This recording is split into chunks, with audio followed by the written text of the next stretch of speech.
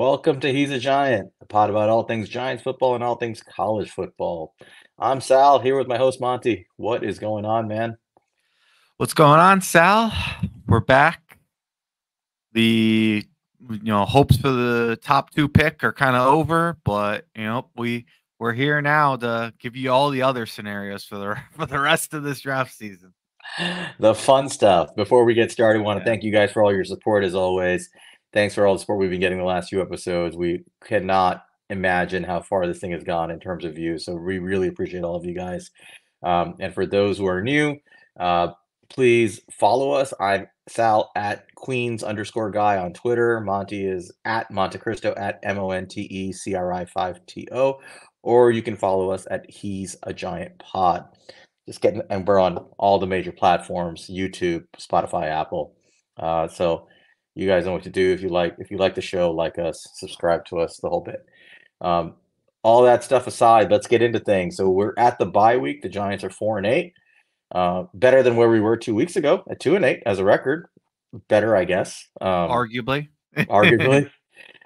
So today's episode, we want to do something different. It's our bye week episode. We're basically gonna call this one our State of the Giants episode. We before we get into some other things, going into the rest of the season, as we finished off our reviews of prospects and went through our position groups, we want to now get into a little bit about putting it all together and seeing if we can come up with a way to discuss the future of the team.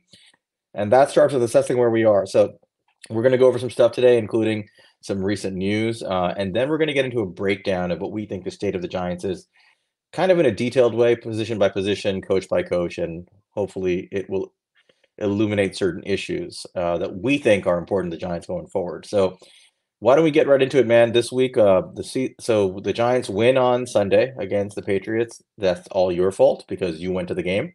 You and Bobby Skinner. Yeah, your job was to keep Bobby out of the building, and you couldn't do it. I don't blame you. He's bigger than you, but you still failed. I told him it was my job. He didn't listen. Did you tell him?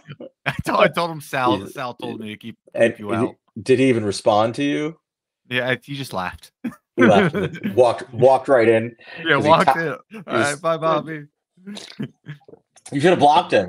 How big could he be, right? What is he, like 6'8"? So that's all. Yeah. So Giants win a 10-7 game on a missed field goal at the end against Patriots. That was a brutal game. I admittedly was not watching it live. I was out doing other stuff. I came back and I watched it later. I was like, oh, this is ugly. I can't believe you guys sat through this. Yeah, in the rain. Yeah, long story short, with that loss, our chances of getting a top 2 pick in this draft fell to under 10% when all was said and done with the weekend. I think we're sitting around 8% now.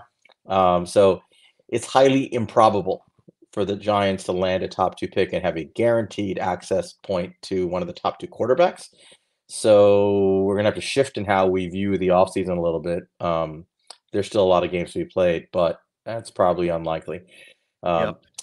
But the big news that came out that day, while you guys were in the stadium right before the game, was the Jay Glazer report on the strained, broken relationship between Wink Martindale and Brian Daboll. For those who are not familiar with it yet, I'm sure you are by now, but the report from Jay Glazer, who, for anybody who knows, is the best in the business. When he tells you something, you believe it. You listen, especially about the Giants. Yeah, he's sourced up, and he doesn't just release reports for nothing. He's telling you something very, very real. And what Jay Glazer said essentially was that the relationship was so strained between Martindale and Daboll that there was a possibility that Wink Martindale would not only not be with the Giants after this season, but possibility that he would be let go or leave the team in the coming weeks, presumably meaning during the bye. Now that so far has not happened, but let's hear your thoughts on this one, Monty. It's not good, man. It's not good. Like you said, when it's Jay Glazer, you listen. So I have no doubt that there is a lot of truth to this report. How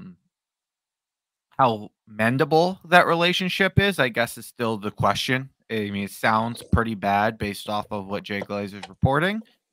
I guess it's going to come down to, the willingness of Brian Daboll and Wink Martindale to try to mend this relationship that's clearly having issues, and if they'll be able to manage to do it in general. But man, it's not a good look. It's a bad look. I mean, really, both Brian Daboll and Wink Martindale. I mean, both coaches who have had. I mean, you talk about Wink Martindale, who from the reported philosophical differences that led to him leaving the Ravens, and you talk about Brian Daboll, who there was clearly, and you saw it when we played the Bills. There was clearly issues between him and Sean McDermott. Both these guys have had some histories of of some shape or form not getting along with the other coach on the roster, and for this to pop up for both of them, especially Brian Daboll, who's the head coach and is supposed to be managing these relationships, it's not a good look. Yeah, it's bad. I think the fact that it came out from Glazer, I think a lot of people threw out a lot of ideas, like, well, maybe this is somebody, our friend Big Dash, I think, threw out the idea on Twitter, like maybe this is smoke, maybe somebody's trying to weed out a rat from the building, and um, I don't buy that. I think Jay Glazer would kind of know if this was some BS. I don't think people would purposely do that to Jay Glazer personally. Um, and it's not the first time we're hearing of it either. I think if this was the only time we ever heard of this, it's one thing. Even though with Jay Glazer, you believe it. We heard Dan Duggan hint about this for a few weeks now, about the straining relationship. I heard Talking Giants this morning, interviewing Jordan Raanan, kind of confirming that, yeah, it's pretty bad between them. It's kind of known. He didn't really know how bad it was, but I think it was kind of known that these guys butt heads. I think you take it at face value that there's a problem. Um, the way I look at it is a guy like Jay Glazer is probably getting I'm guessing this, but I'm guessing his source is somebody from the agency side of things, and it's probably Wink's camp, is my guess. Would And if that, assume not Daboll, who's trying to cover up this stuff. I don't know. I don't think so. I doubt it. Yeah. So let's just run with that idea, which I think is the most logical source, is somewhere from Wink's camp. This is coming, saying that he thinks that he's going to be let go in the next couple of weeks, potentially, certainly by the end of the year, that they may have to pivot. Ask yourself, why would they release the information? It's kind of the same reason the Tony Pauline story from Kafka's camp came out. I think they're getting ahead of this and saying there's a problem in the building. It's not us. And in case we hit the market, by the way, we're available. And Yeah. so this is, I mean, as troubling as that is as a Giants fan, it sure sounds like Wink Martindale is putting his resume out there in the public and saying, I'm going to be out there. So before you hire anybody internally, keep in mind that I may hit the market soon. That's what it reads like to me. And unfortunately, it's hard to see a relationship like that get mended, especially now that it's out in the public. Because if it did come from Wings camp, that Daboll and them are talking to Wink and saying, "How the hell did this get out?" And he's probably going to say to them, like, "Yeah, it got out," is it not real? And at that point, it seems like it's an irreconcilable difference. I feel like this story doesn't come out in an attempt to mend a relationship. I think this kind of story comes out in an attempt to notify the public of a broken relationship that cannot be fixed.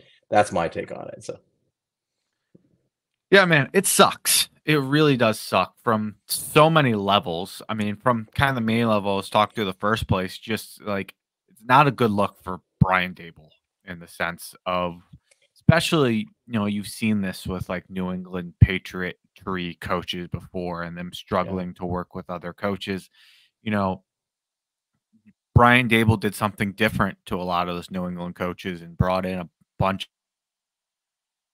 Great. It was something we all gave him a ton of credit for and brought in some coaches. He were really talented and had a lot of success with. But if you're going to struggle from a relationship standpoint, that's not good. It's not a good look. That's the first side of it. And then the other side of it is just that Wink Martindale is a really fucking good football coach. And, our defense really seemed like it was starting to come together where we could see that with maybe a couple pieces, we could be a legit defense. And, we could still do that with another coordinator and all that. But, Wink Martindale runs a very kind of specific defense. And I don't think that is a change that's going to work well overnight. I mean, I think we could get there, and I think we have pieces that aren't necessarily just stuck in Wink Martindale's scheme, but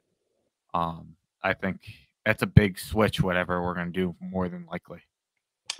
Yeah, it sucks, man. I think if you really want to be fair, I've been pretty critical of Daboll on this particular issue, even though we've defended him and the coaching staff in general in the past. This team is a really, really bad football team. It's a historically bad offense. Wink Martindale and his defense are the one thing keeping this season afloat. And 4-8 is hardly afloat, but they'd probably be a 1-11 team without Wink Martindale's defense right now. I think that's fair to say. And Yeah. if it wasn't for Wink Martindale, we definitely don't win the last two games. All the young players that are developing seemingly favor the development on the defensive side of the ball. He's doing more with less. These guys are balling out. They're coming into their own. Guys like Kayvon, Dex, Michael McFadden, Bobby Okereke comes here. He looks a lot better than he ever looked in Indianapolis. Guys like Jason Pinnock, now Xavier McKinney's coming back. Obviously, Deonte Banks' development, Cordell Flott, like these guys are coming in and looking like a good football team. They're looking like good football players. It's hard to ignore that Wink Martindale is the leader of that side of the ball. And you look on the offense, Daniel Jones was horrible before he got hurt. The quarterback play has largely been really bad. Yeah, Tommy DeVito has had some moments, but and I'm not going to blame Tommy DeVito. He's a UDFA rookie. I think he's done a fairly good job with what he's been handed, given the circumstances. That's you can't really judge that. But Daniel Jones is the one you can judge, and he did very poorly before he got hurt. The offensive line has been atrocious. Every single player has regressed. Nobody's developed on the offensive line. The use of our receivers and our tight ends has been non-existent. Now, I personally think that's more quarterback play than anything. I think our coordinator is getting them open. But all in all, as a product, the offense has not looked good. Guys haven't developed fully. The defense has. And here we are in a bad season. And what are we doing? We're hearing stories about the one guy who's keeping it together getting pushed out the door. That is a bad look. And it makes you wonder where this is going. Because if Wink Martindale does leave, and we're going to get into this in just a few minutes, where does that leave Joe Schoen? Where does that leave Brian Daboll and the Giants for the future? Because you got to worry whether or not they go get a quarterback at this point. Like, what is the state of the Giants next year if we lose a key coach? So I want to get into that in a little more detail. We will in this episode. Before we do, there are a couple of things I do want to discuss that we just have to talk about the state of the team before we jump into these like position by position, coach by coach scenarios. We're hearing a lot of talk about our playoff odds from people like, hey, we won 2 games. So I don't want to throw cold water on everybody, but I want to have a little dose of reality here in terms of what it means to be 4-8 for the Giants. Because I've seen reports like, hey, the Giants are only 2 losses or 2 wins behind the playoff spot. Well, that's contingent on a lot of things breaking their way. So for those who don't know, the New York Times, we've mentioned this before, they have a website that's part of their paper. It's called the Upshot. It's a statistical analysis component of their website. They have a playoff odd calculator, playoff odds per team. And we ran the simulations just before we started. So I'm going to run through it with you guys to just so you understand where the Giants sit in terms of probability of making the playoffs. So as of today, the New York Giants have a less than 1% chance of making the playoffs. Less than 1%. If they win the game against the Packers, they will have a 1% chance of making the playoffs. If they then also win the game after that against the New Orleans Saints, they have a 4% chance of making the playoffs. If they take that momentum and then go against the Philadelphia Eagles in week 16 and beat the Eagles at full strength, they have a 19% chance of making the playoffs. And then if they go against the Rams and they beat them after winning the last 6 games consecutively, meaning they go on a 7-game winning streak, then they cross into the plus 50% territory with a 55% chance of making the playoffs. And if they run the table and beat the Eagles again, they have a 91% chance of making the playoffs. So just think about this for a second. The Giants have to win the equivalent 7 consecutive football games, including the 2 they just won. 7 consecutive games to get into the plus 50% category to be a favorite to make the playoffs. They don't even control their own destiny. Right. It's not 55% still means coin flip, right? Yeah. You get to that point, it's still a coin flip. Win out, it's still 91. Right. So the Giants basically have to win out to make the playoffs. That's what it's telling you. So, things can happen, but those are the numbers. Last bit of news before we jump into our position stuff. The Brian Daboll, Joe Schoen presser, which happened the day after the Wink Martindale news broke. So we're going in chronological sequence here, right? We're talking about a shitty outcome to the game. Let's not sugarcoat it. That sucked. We won, but it sucked. That we're knocked out ourselves out of the top 2 spots. We talked about the Wink Martindale news. We're talking about what that means for playoffs. Next day, Joe Schoen gets up on stage at the press conference, and right after Brian Daboll, and they both give very interesting press conference answers to questions. Brian Daboll answers the Wink Martindale questions with things like, we argue over who gets the last slice of pizza. We just shared donuts together. He makes these Just fat jokes. just stupid fat jokes to every question about it. Like that's his go-to, I guess now. Just make fat, like, I'm fat, ha ha, look at me. Yes, we know you are not a thin man, but that does not answer the question. Twice during that interview, he was asked direct questions. Will Wink Martindale finish out the season as your defensive coordinator? Can you commit to that? And twice he refused to answer the question. And that was that. Joe Schoen gets up there and pretends he never heard the Jay Glazer report, which is a great look for a general manager. Yeah, what report? I don't know what report.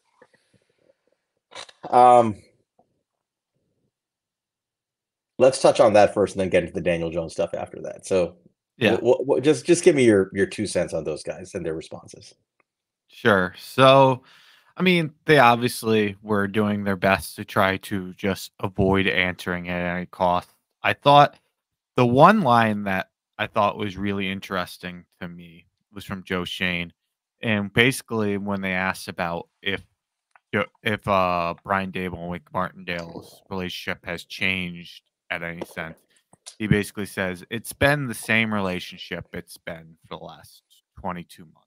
And he never really said that it wasn't fractured. He just said it's been the same for the last 22 months. And Right. I thought that was interesting because there was another report by Dan Duggan, and he was just kind of talking about, it's like, hey, this isn't new. Like they just have clashing personalities. Like this was something in the summer. Like it's gotten worse from my understanding, but they've always kind of had clashing personalities, clashing styles of coaching. They're just like very similar and different people all in the same sense that really just kind of like clash each other. So I don't know. That kind of leads me to believe this has always been somewhat of an issue. It's just, losing brings out the worst. That's kind of like how I started thinking about it when I thought about his answer a little bit more and more. Yeah, that's how I looked at it. Like, they've had a bad relationship from the get-go. They're both strong-willed, strong-tempered individuals, and it's not surprising that they would clash.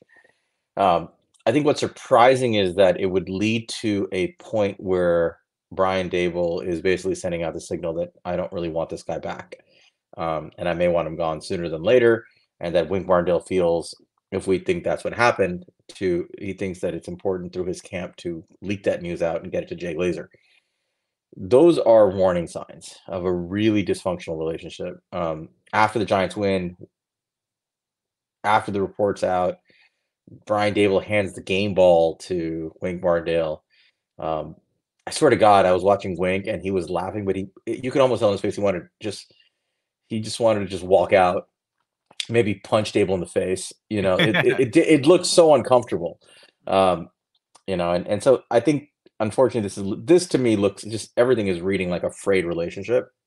Yeah. I don't think Joe Schoen's handling this well. There's a lot of things I don't agree with how he's handling. I feel like you don't have to like get up there and pretend that your fan base and the people paying attention to you are brain dead. You have to give them a little bit more respect than that, and not say things like, what report? I think it would have been important and it would have been helpful for him to be somewhat honest. I'm not saying he has to give away all the information, but just say, yeah, I heard the report. Yes, I've seen it. We are aware of it. And right now we're just focused on winning football games. And that's all you got to say. And that's it. Like, we all have the same vision of winning football games, building a winner, and that's that. I can't comment on anything more than that. Just say that to I don't know. I think he could use some media training. Let's put it that way. I feel like he's not doing the best job up there. Um, but Joe Schoen said other things too, Monty. He got into the Daniel Jones stuff, and he was less abstract in his answers to questions about the future of the Giants with respect to the quarterback position. When asked about, you know, Daniel Jones and the future of the team, his answer was, "Our expectation is that when he's healthy, he's our starting quarterback." Um, Mhm. when asked to explain why Daniel Jones struggled this year earlier in the year, he said, "Well, it's not just about the quarterback. There's 11 guys out there, and things just kind of." I think he said something along the lines of things got out of control. When asked, "Do you still have faith in Daniel Jones as your quarterback, and why you have faith in him?" He said, "Well, I saw it, and you guys saw it. He won 10 games last year. He won a road playoff game." So something I noticed was he attributed a lot of positive achievements to solely Daniel Jones, honestly, when he was in that interview. And when asked about his shortcomings this year, he made it about the team. That was my takeaway from that, but I want to hear your thoughts on his responses, or specifically regarding Daniel Jones, and then the quarterback position in general. Sure. So I thought that, obviously there's everything you said was correct. He did say all those things, but I very much felt like he gave a lot of answers that where you could take what he was saying kind of any way you wanted in some senses. Like, I mean, he went out and said, they asked him about taking a first round quarterback, and he could have shied away from that and said, like, Daniel Jones is our quarterback or whatever it may be. And he didn't back off of taking a first round quarterback. He consistently brought up Daniel Jones' injuries and kept mentioning how they still need to address the quarterback position and how everybody recovers differently, and we don't know how Daniel Jones is going to recover from this injury. To me, so this the way I partially look at this, it's it's tough because it's not like you can just like rule out Daniel Jones because he's gonna be on your roster next year, whether you're Absolutely. going to draft a quarterback or not. He's gonna be on your roster, and I mean, I think saying like he's gonna be your starter is probably correct because like that's gonna be the plan until if even if you draft rookie quarterback till the rookie quarterback proves that he's ready to play. So going in with the plan that Daniel Jones is a starter, so to me, if we lost that game to the Patriots, for example, I just don't think his answers would be any different than they were. So I don't think it necessarily points to anything for the future. Now, something me and you kind of discussed a little bit with this, and I think there's a lot of people that think that like there was a gun held to Joe Shane's head by John Mara to No. re-sign Daniel Jones. And I think it's pretty clear. I mean, obviously, I think John Mara loving Daniel Jones played an influence in him being resigned 100%. But I think it's also pretty clear that Joe Shane likes Daniel Jones and he brought him back for a reason. And I think now he's trying to defend the reasons why he brought him back as it's blowing up in his face. Yeah. I don't buy the conspiracy theories about, like, I fully believe the Albert Breer article in which Daniel Jones very kind of methodically calls John Mara the 11th hour of the negotiations to say, "Oh, no hard feelings, if this doesn't get done." If I was Daniel Jones and I had that kind of access to the owner, I would do the exact same thing because I'd want the owner on my side. But I don't think that necessarily means that the owner ran to Joe Shane and was like, "You better sign this deal." I think it's more along the lines of, "I really am in support of you signing a deal, and if it means meeting him at his price point, I'm okay with that." I feel it's more along those lines. Like, I'm going to give you you can do it if you want to, which is, in a tacit way, sort of kind of saying, "I want you to do it." But at the end of the day, you're the general manager of the team. You're the one responsible for the financial health and the roster health of this organization. And if you feel very strongly that that's bad for the team, You turn around to your owner and say, "I appreciate that, but I don't think it's in the best interest of the Giants. I think our best approach here is slap the tag on him, and we'll figure out the rest. And you got to trust me to build a roster." And what I've said about this is, quite frankly, what's the worst thing that could have happened if Daniel Jones got tagged and then he had it? People said, "Well, what if he gets more expensive?" Well, that means he played really well. Yeah. If you hit him with the tag and he played great, that means you're winning again. You have your second straight consecutive year of winning football. You think you're going to get fired at that point? You think you're in bad graces with the owner? No, you're in great graces. And you say, guess what? We put him through the test again. He passed with flying colors. This is our guy. Give him the contract. Who cares? Right? Then nobody would doubt it. If he does poorly on the tag, you turn to the owner and say, it's a good thing we tagged him. It's a good thing we tagged him. Now we're done with it. I always felt this was a Joe Schoen decision to give Daniel Jones the contract he gave him.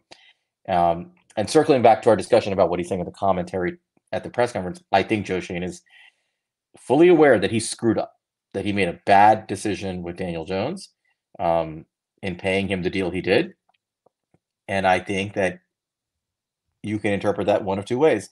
He's either being quip with his answers and he has every intention of moving on and, righting the ship, or he's like many people who make a bad investment and a bad deal and they want to prove themselves right and they stay stubborn.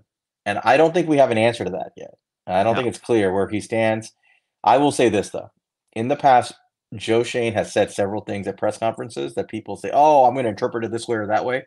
By and large, he's basically followed through and done what he said he would do at press conference. Like he's not somebody who's got a history as a Giants GM of going up there and lying to the public and telling them he's going to do one thing and then he does the opposite. In general, if he's saying I intend for Daniel Jones to be my starting quarterback and I have to replace Tyrod Taylor, I do think he's going into it with that in mind. Now, that doesn't mean he won't take a first-round quarterback. I don't think the two necessarily equate.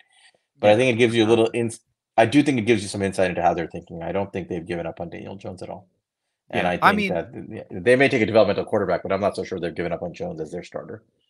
Like I said, I think that it's pretty clear. I think you're right. He's not lying because he's paid. He's going to be on this roster next year. And I think the plan is that they're going into it with the thought he's going to be the starter. They're not going in. They're not going into this draft with the idea that if they don't get a quarterback, like there's nothing, like Tommy DeVito is the only thing on the roster. I think they are under the impression that they're like the quarterback, if could still be a need for them, but like it's not like Daniel Jones isn't there.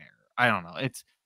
There's a lot of things where I don't know how much they believe in Daniel Jones. I think that it's a twofold thing, though. I don't know that you saw a bad play by Daniel Jones, but you also saw injuries by Daniel Jones. So maybe they still believe in the play, which I mean, I don't think that is the smartest view. I don't know if not, but I think two major injuries definitely has you rethinking that investment regardless. And something I mentioned a lot going into this year is that this year was a big test for Daniel Jones because I thought going into this offseason coming up, if they did not restructure Daniel Jones' money and let him play on that huge contract, I thought it was very telling what their plan was to do the next offseason. I didn't think we'd be planning to move on from Daniel Jones so much this offseason, but I thought you would have got a clue of where he stood with the organization by if they touched his money or not. And I think it's pretty clear they're not touching that money. No, they're not. We'll find out. I mean, but I do think the clue, the last thing I want to say on that as we move on in this discussion of the state of the Giants is the clues I took from that were not necessarily that he will or won't take a quarterback in the first round, but I think that assuming we're locked out of the top two picks and assuming we can't get up to the top two picks somehow, I do think that gives you insight into the type of quarterback they might want to take.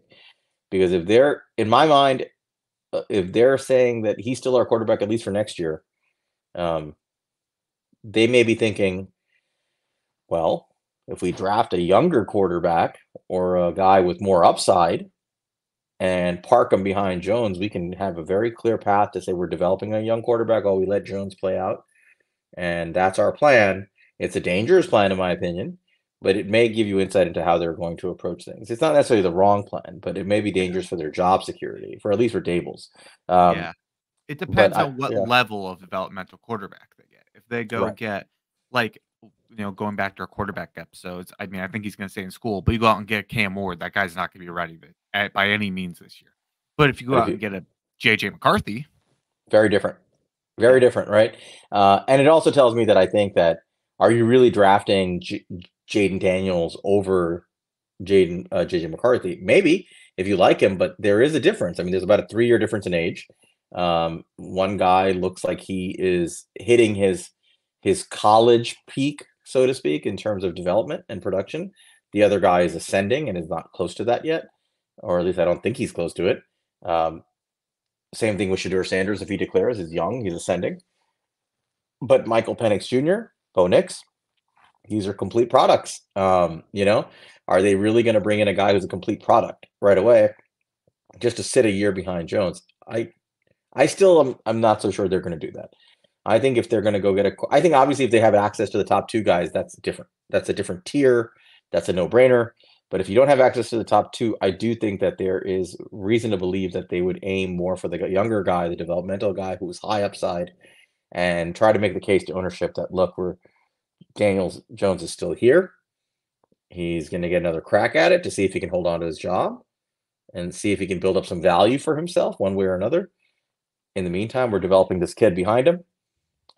And chances are the kid's taking over in the future and we'll develop him. And that's that. I think that would be a palatable solution to ownership and all involved. I'm yeah, beginning to think that's where this might be headed, and we'll get into that more as we approach yeah, draft season.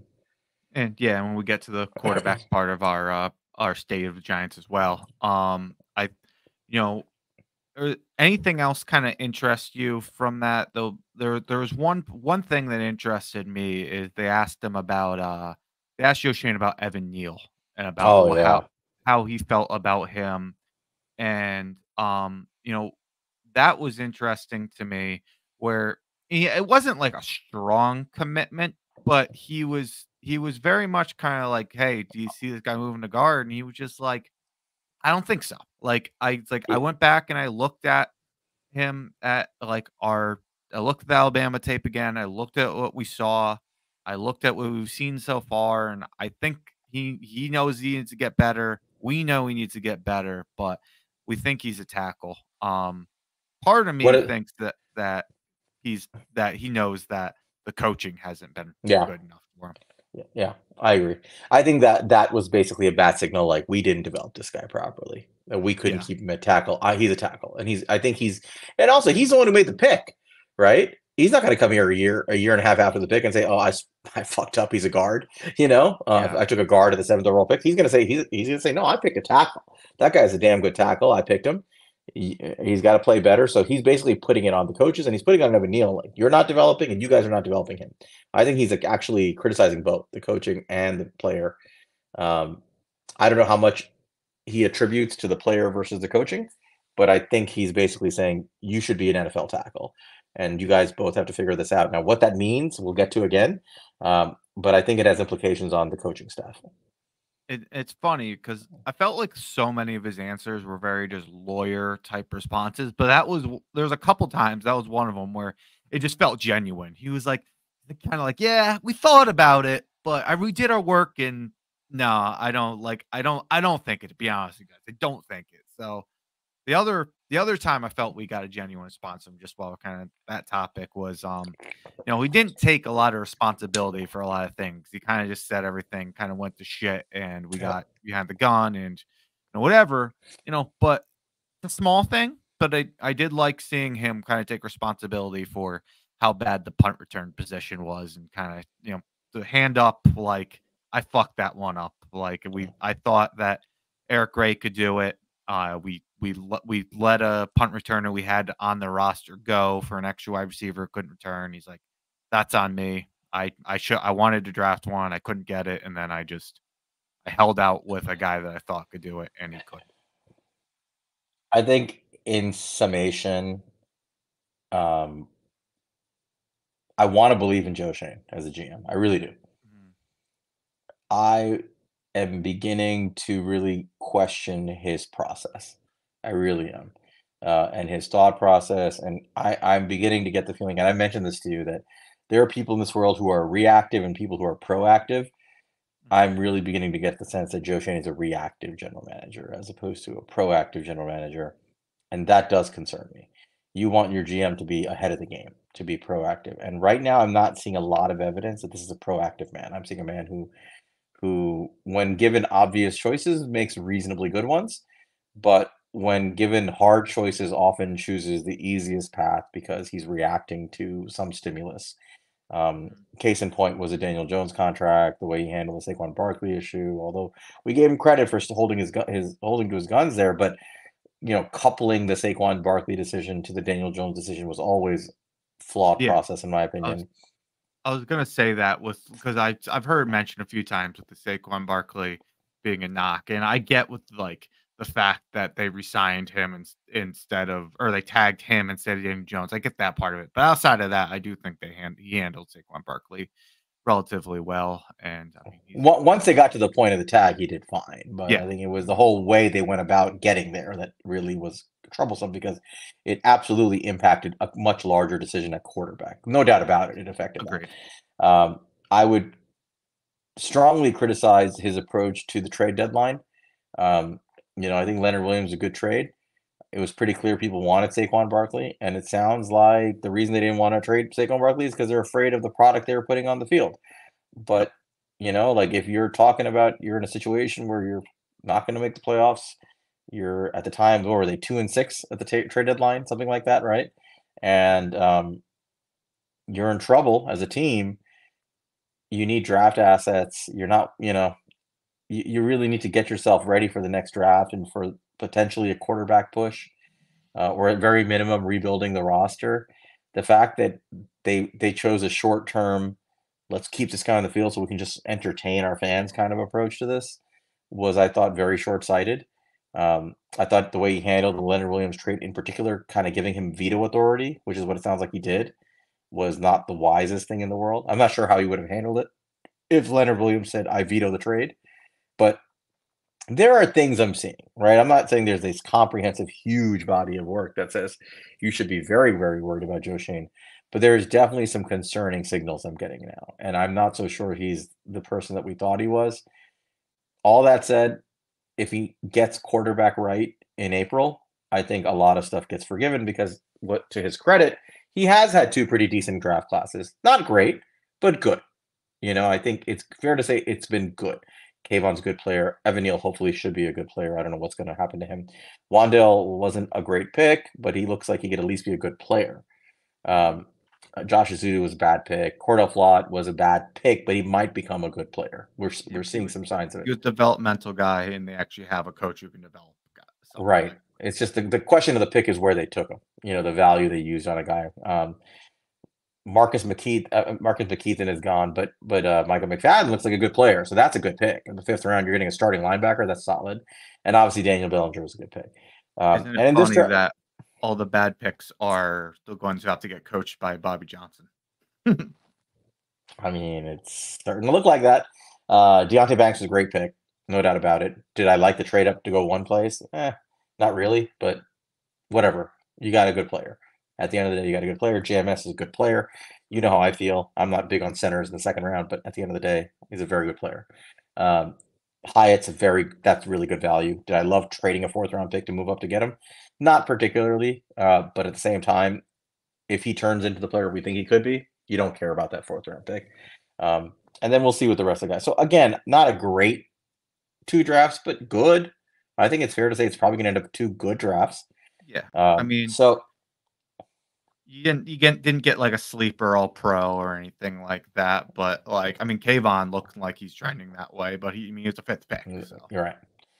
To be determined. Before we go any further, any other thoughts on this stuff?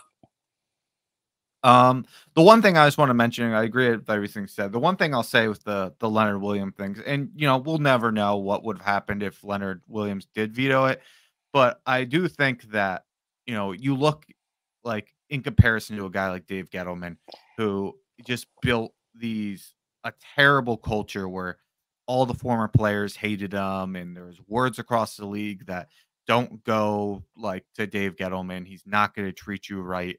I think it was very much the opposite with Leonard Williams, or Leonard Williams is coming out and preaching the good words of how well he was treated. I think that type of thing does go a long way. I do look at it as a positive thing, obviously.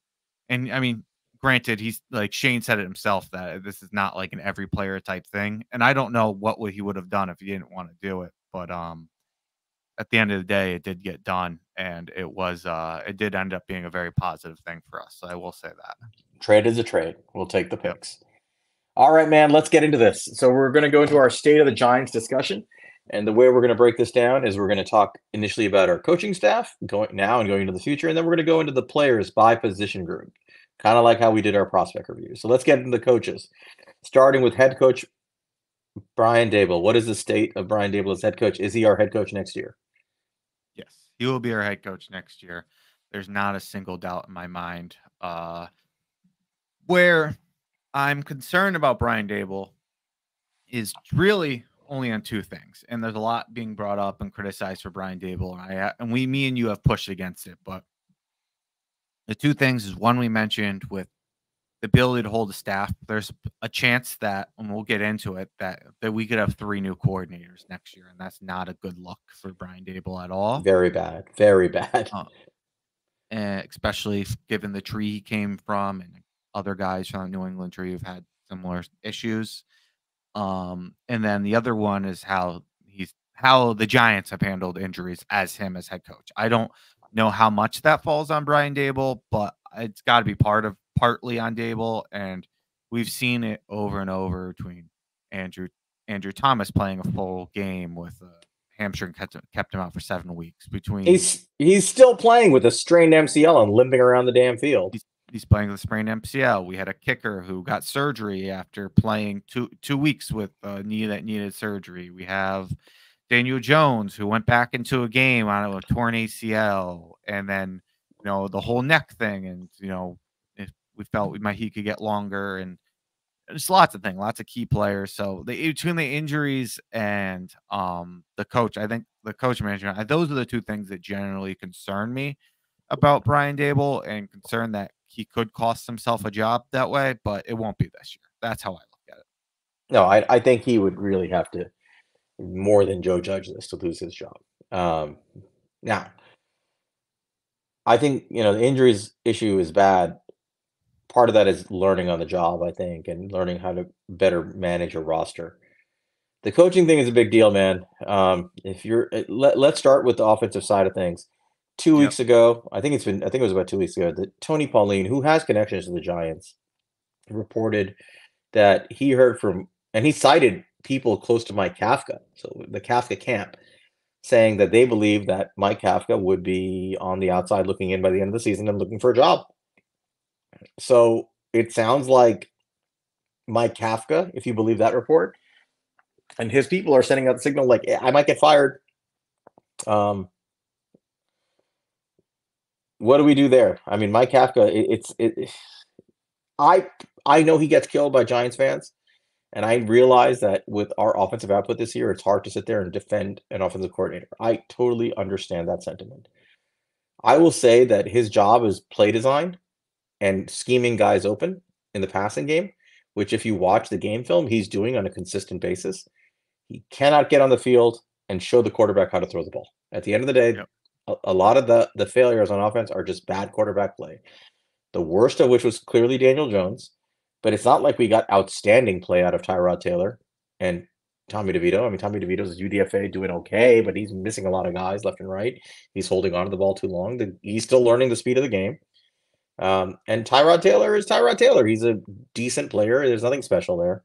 So I don't think this is on Mike Kafka personally. I just don't think he's the reason this offense is struggling. But let's say, for argument's sake, these reports are true and Kafka is gone one way or another.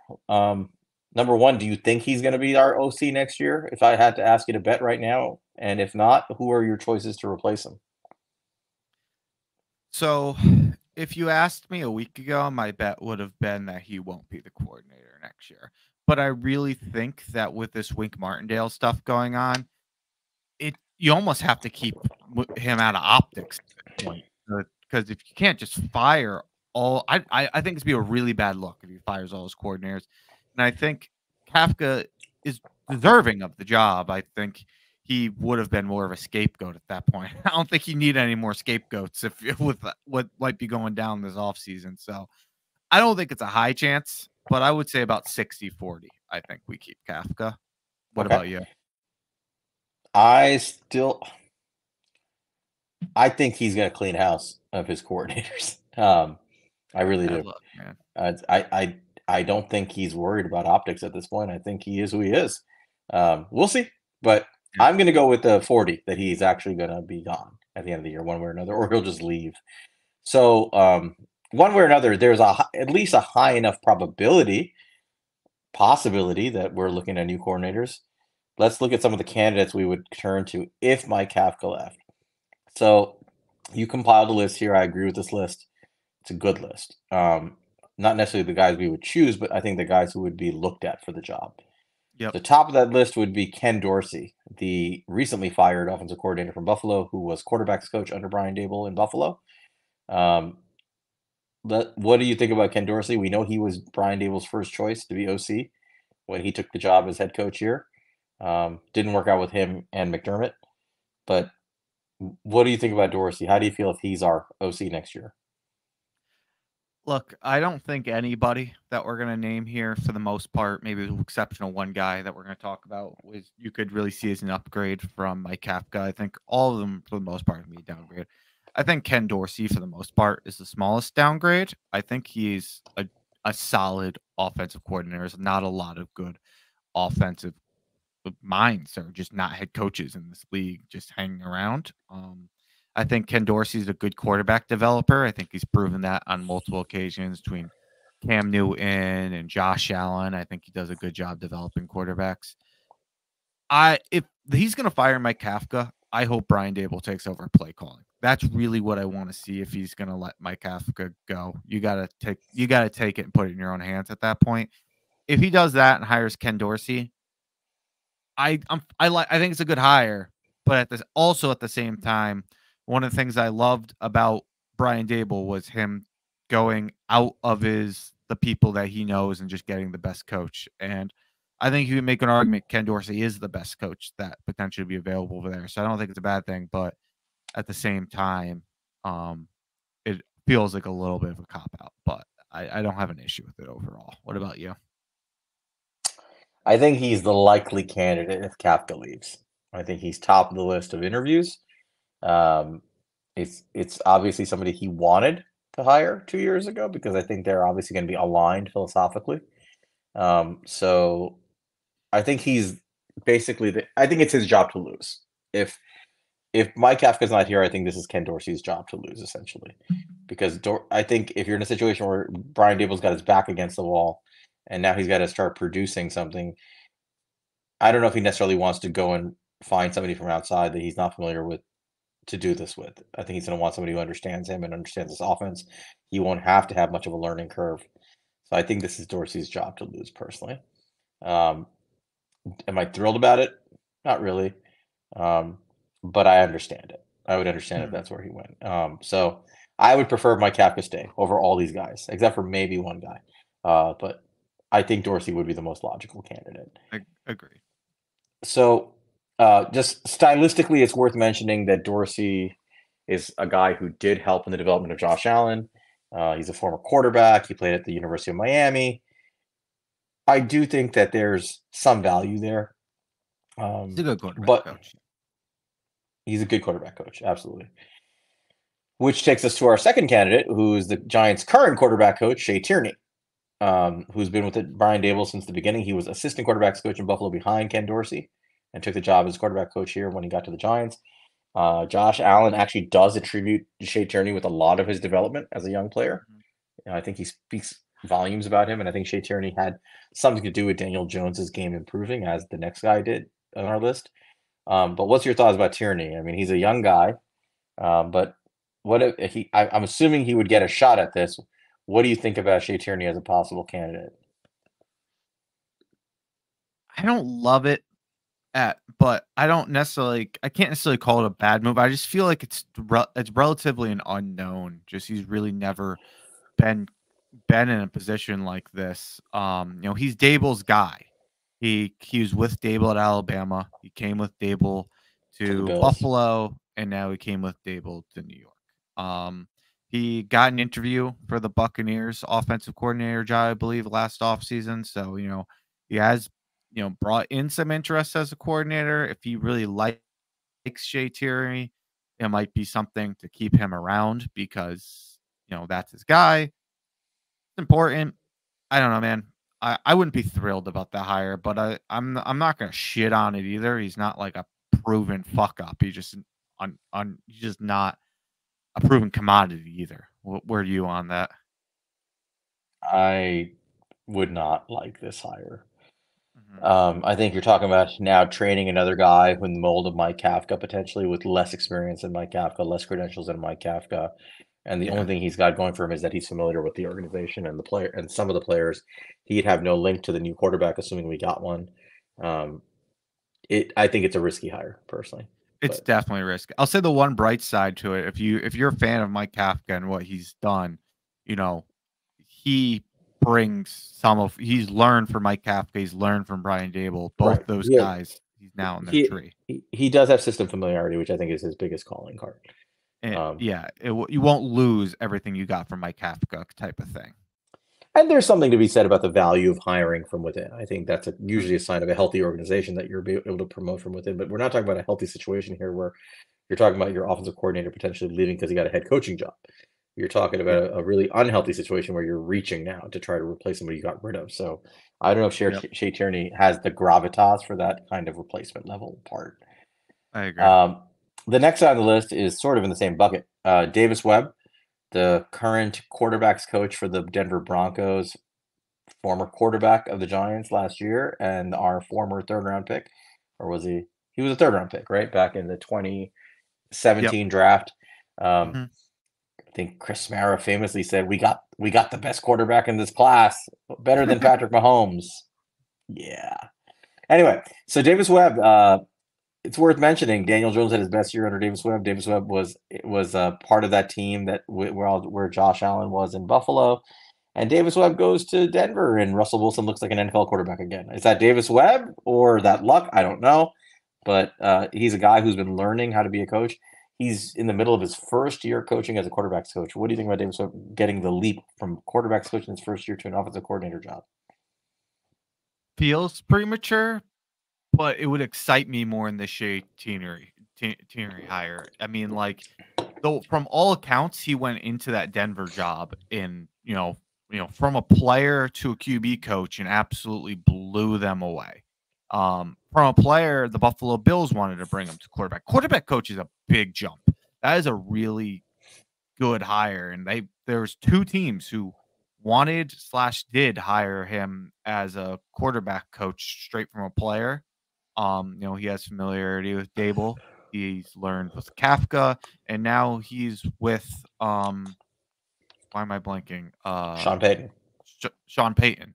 And Sean Payton, another great offensive mind. There's three offensive systems that he's learned a lot from.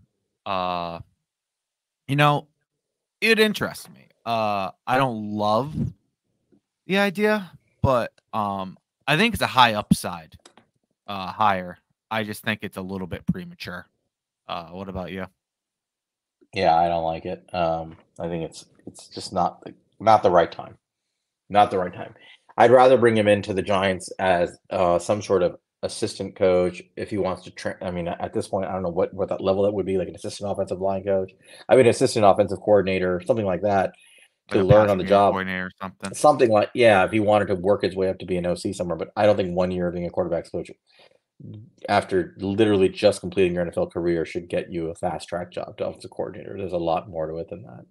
I hear you, but at the same time, like, he shouldn't have gone straight to a quarterback coach, and he's done a great job. So, like, I don't want him get handed anything by any means, but if he's fast tracking this fast and he actually goes into an interview and earns it, it'd be like, okay, maybe this guy is just a little bit of a young prodigy here. So, I think there's some exciting parts about it, but I'm not necessarily rooting for it either. You know what I mean?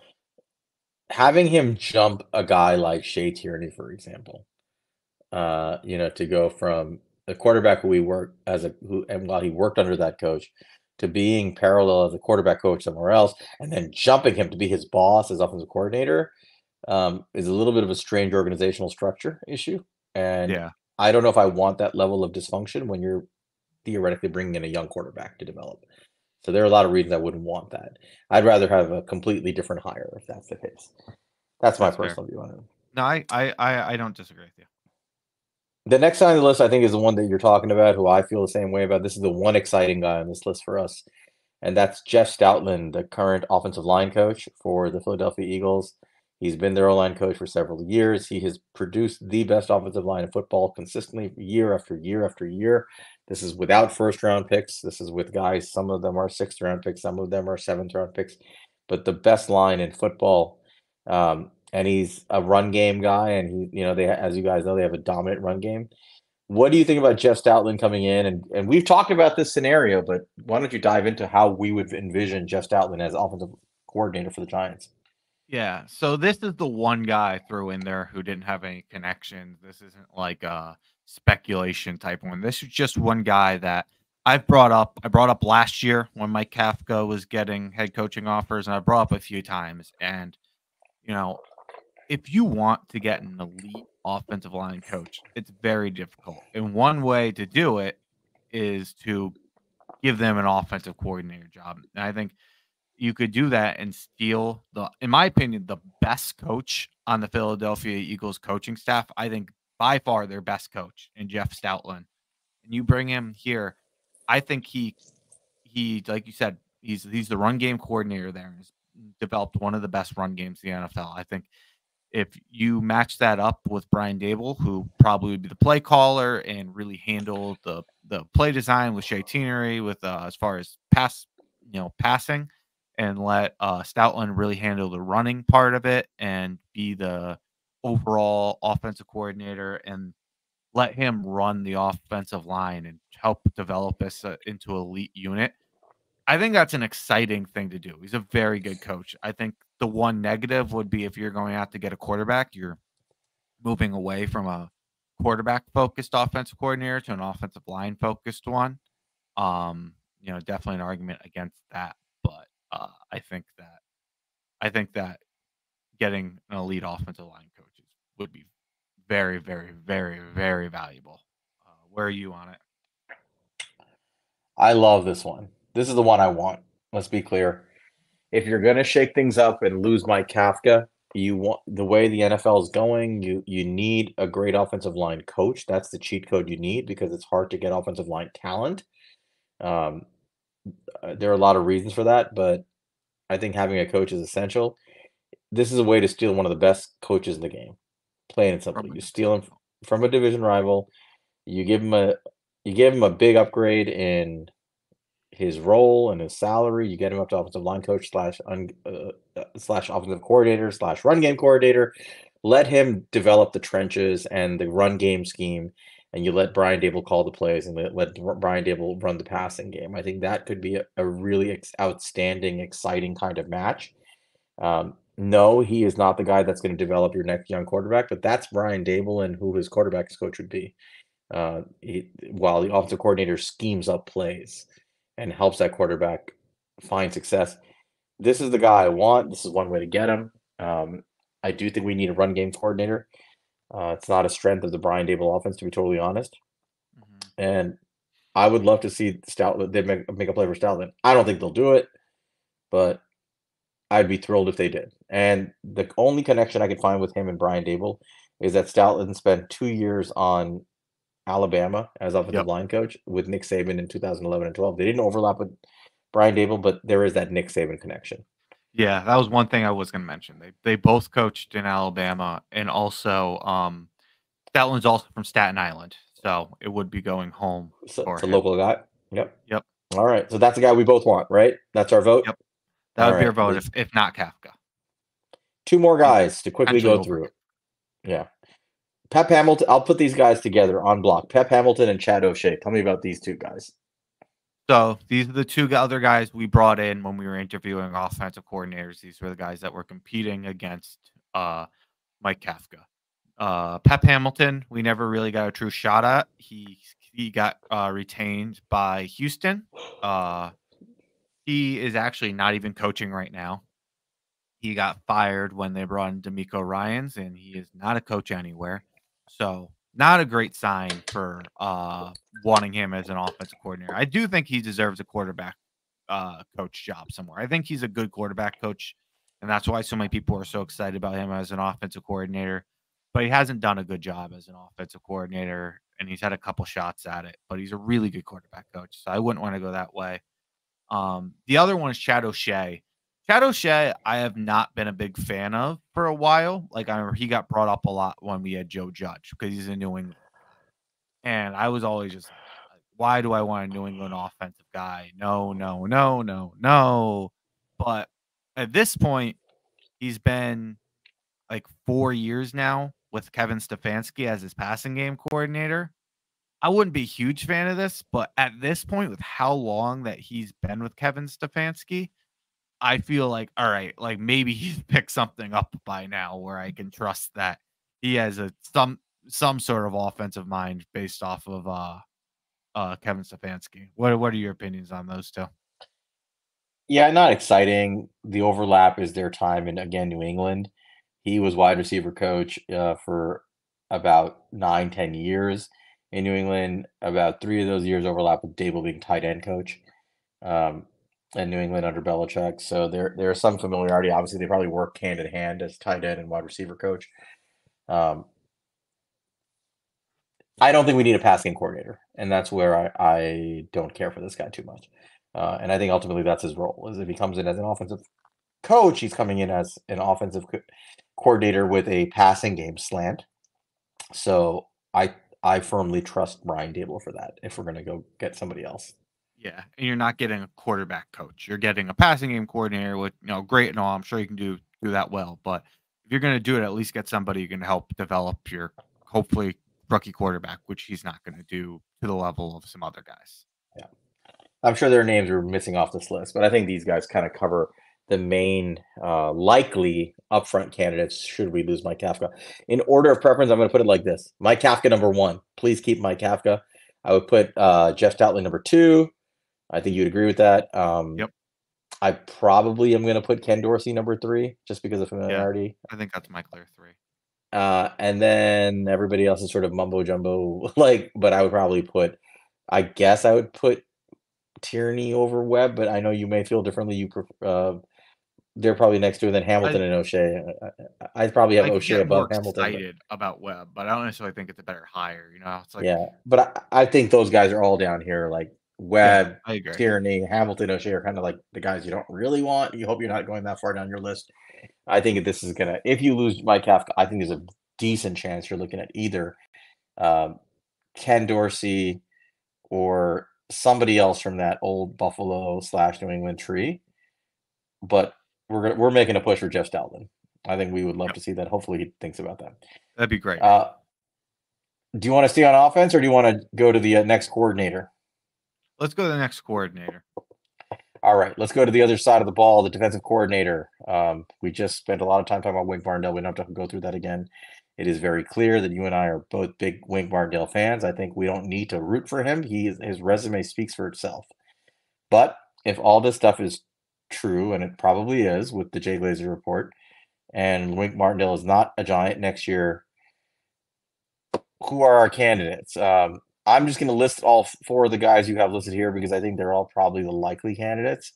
And we'll go through them one by one. So top of the list, I think everybody kind of would guess number 1 would probably be Leslie Frazier, the former defensive coordinator in Buffalo when Brian Daboll was offensive coordinator, who was let go earlier this year, before this year, by Sean McDermott, and he's currently unemployed, but he is a respected defensive coordinator. Make no mistake about it. He is a respected DC.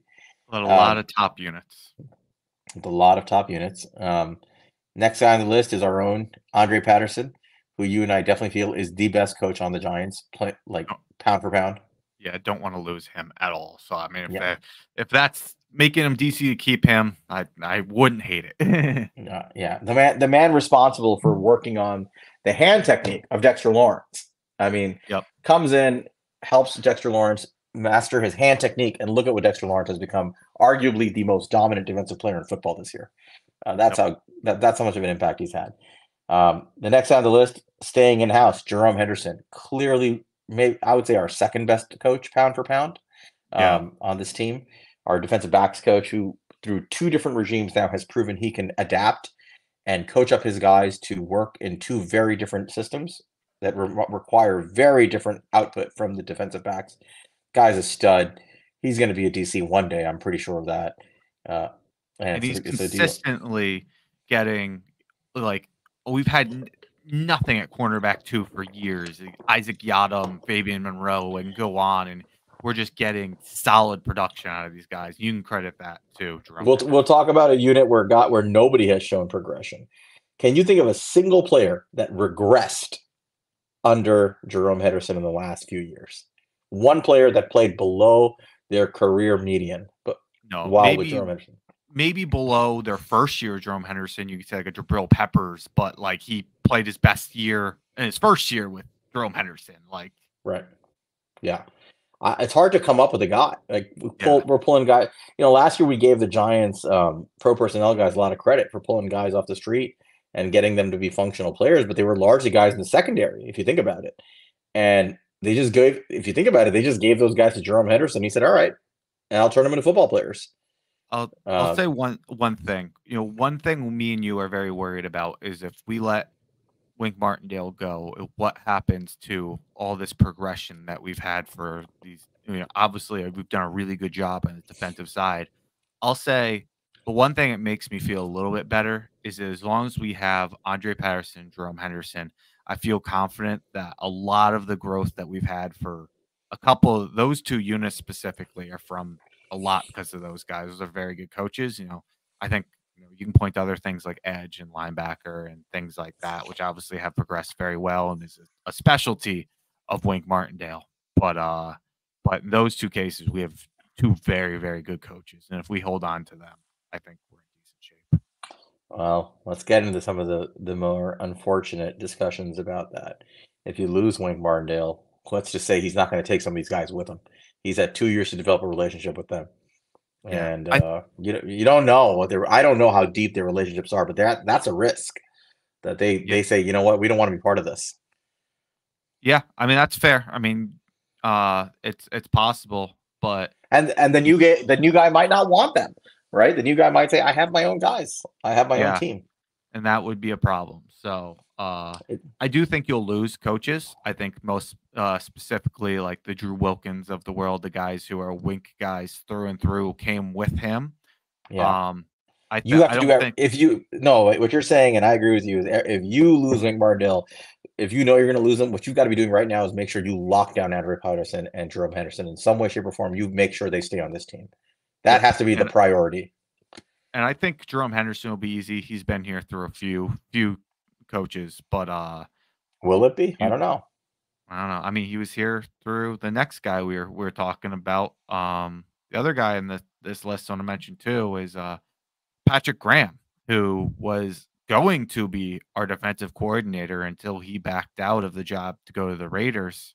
The Raiders obviously fired their head coach, and he's still over there, but there's a very good chance that Patrick Graham is going to be available this offseason. He did a good job, and he was here in his relationship with Brian Daboll. He did a worse job than Wink Martindale, but he did a much better job than James Betcher. I guess it's a low bar, but he did. I guess I'm not as high on Patrick Graham as a lot of other folks are. And I feel like his performance in LA in Las Vegas has been less than impressive. It hasn't been good. No. And remember the way in which he left here. It was a very kind of ugly scene. How he initially accepted the job, and then he said, "Never mind, I'm not taking the job. I'm leaving." And he talked about how insulted he felt and how they were shortchanged by the Maras, and they didn't get the time they were promised to develop the roster. I remember it was a very ugly, nasty divorce scene on the way out. A lot Um, of players like Xavier McKinney talked about him yeah, on the way out, and yeah. I don't know if that's going to work again. I'd rather not go back down the well. I Um, get that. he's a respected mind. His performance in terms of production for defensive units has not been outstanding. He comes from the Vic Fangio tree of just the 2D prevent explosive pass plays and give up everything underneath. Just who cares? Let him run play after play after Yeah. play after play and get yardage. Bend but But don't the break. yeah, but the NFL's adapted, man. And you know what they've said? Sure, I'll run right through the heart of your soft defense and I'll keep going. And I'm not even going to put the ball in the air. I'm just going to keep running, running, running right through it. Short, quick, high proportion passes, and I'm going to wear you down. And your team is never going to get on the field, and we're going to win games against you scoring points that way. And it's been hard for him to sustain his style. A lot of coaches, including the original Vic Fangio, struggling in the modern NFL to keep up Yep. with that style of defense. So the pendulum's always swinging. One era, it's all this cover two stuff. And the pendulum swinging right back to the more aggressive play style right now. So I'm going to take Patrick Graham off the list for a second because I really don't think he's that viable an option. That's fair. Although I think I'm willing to bet that he's out of the four guys you mentioned, he's number 4 on the list for sure. Mhm. So let's go 1, 2, 3 really quickly. Leslie Frazier. Let's talk about him, his style, what he brings to the table if he is the guy. Yeah, I mean, you're talking about a guy who had, I think, like the number one defense just a couple of years ago in the NFL. He's very good at disguising his coverages and you know tricking the quarterbacks and be it for the defense to be able to jump a ball and make a play. They're very good at getting a pass rush with when they have the right personnel for all that. From my understanding, he's a very good coach. I mean, the Buffalo Bills have a very good defense, but he's a very good coach. I think you could certainly argue, you're bringing in Wink Martindale and Leslie Frazier on a clean slate where neither of them have already been here and built relationships, and defense has already been built for one of them. That Leslie Frazier is the smarter move, just because like we've talked about it before. Where I love Wink Martindale and I love his style, it's definitely it's a unique style with how much he blitzes, and it's something that can go very bad very quickly. Leslie Frazier is a little bit more traditional, but while being a really good defensive mind. Again, I wouldn't be happy about letting Wink Martindale go. I think purely, even just for a lot of reasons. For one, like, just that's something Daboll needs to learn how to do is work with people and and mend these relationships. That's an important thing for him. And then also the players really respect Wink Martindale. Firing a guy who they respect this much is not going to go over well in the locker room. And lastly, it's just that we've been building a defense. We've been drafting for Wink Martindale, and to lose him this quickly wouldn't be a great thing. But overall, I do think Leslie Frazier is a similar tier defensive coordinator. Where do you stand on it? I think his resume is a very good one. I guess I tend to favor more, and this is style preference, kind of like a 4-3 style defense. Mhm. Where with 4 down linemen in general, and you're allowing your other guys to be more versatile in coverage or blitz. And I think Leslie Frazier does a lot of that, where he'll have his 4 down linemen, and he'll do a little bit of what Wink Martindale does in terms of the disguised blitzes, um, or the disguised pressures. But I think in general he's a little bit more traditional, like you mentioned, than Wink Martindale. Mhm. Reading up on Leslie Frazier, like I've been doing for like the last several weeks, ever since we started getting hints of this stuff, the stuff that comes around is that he's respected as a teacher. I think players describe him as like a very like thoughtful teacher who explains the why as opposed to just the what. Meaning he doesn't just say this is what you do, this is your assignment. He tries to explain the defensive scheme and the rationale behind what they're doing. And I think he wants just philosophically, he's a guy that wants his players to understand the big picture on behind every play and every assignment. So I like those things about him. I don't know what to make about him as a coordinator when I just think that was a very talented defense in Buffalo, to be totally honest. I think the players are talented. I think you're seeing that even now, right? They're still Mhm. performing at a high level. And you How much of Sean that is McDermott. Frazier? Yeah, I mean, was that Sean McDermott or was that Leslie Frazier? It's hard for me to tell. Mhm. Um, the other thing I don't like about Leslie Frazier, I'll be very honest, is I'm not a person that, really loves the idea of going back down the Buffalo well over and over and over again. Yeah. And that's the part that bothers me because I think there's not an unreasonable chance that the Giants lose their current coordinators and hire Ken Dorsey and Leslie Frazier. And then we're just the Buffalo Bills reloaded in terms of coaching. And that's something I don't know if is a good thing. I think you want different voices and different thought Yeah. processes in the room.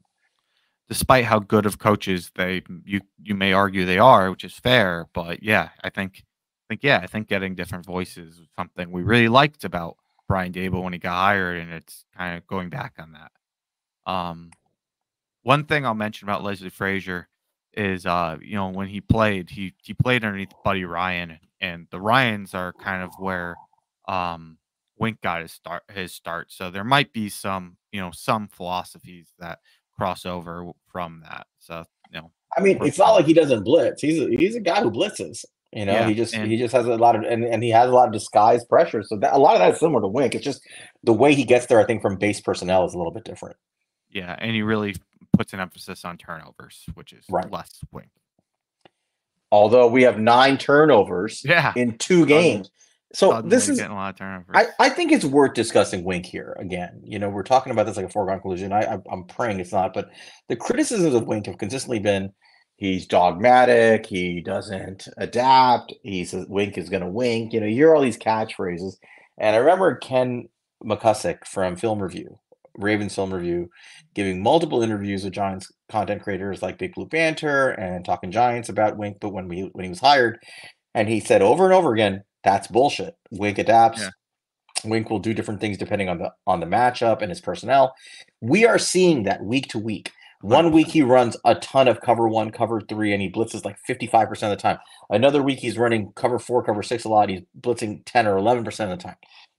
Some weeks he's dropping four down. He's showing four down linemen. Some weeks he's showing mostly two down linemen or three down linemen.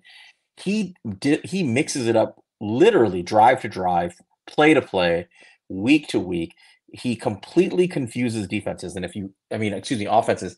And I think that's something that has been mentioned about him is that he's impossible to game plan for because you don't know what you're getting on offense with Wink Martindale out there.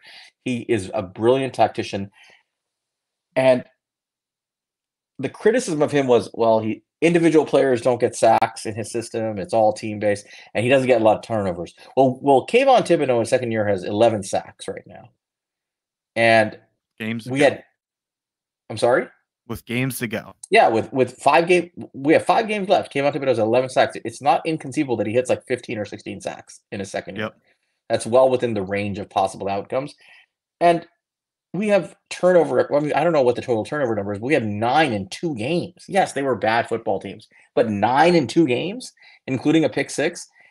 His players are producing turnovers. They know where to be. They're ball hawking. They're attacking. So, Yep. what exactly are we gaining by losing Wink Martindale?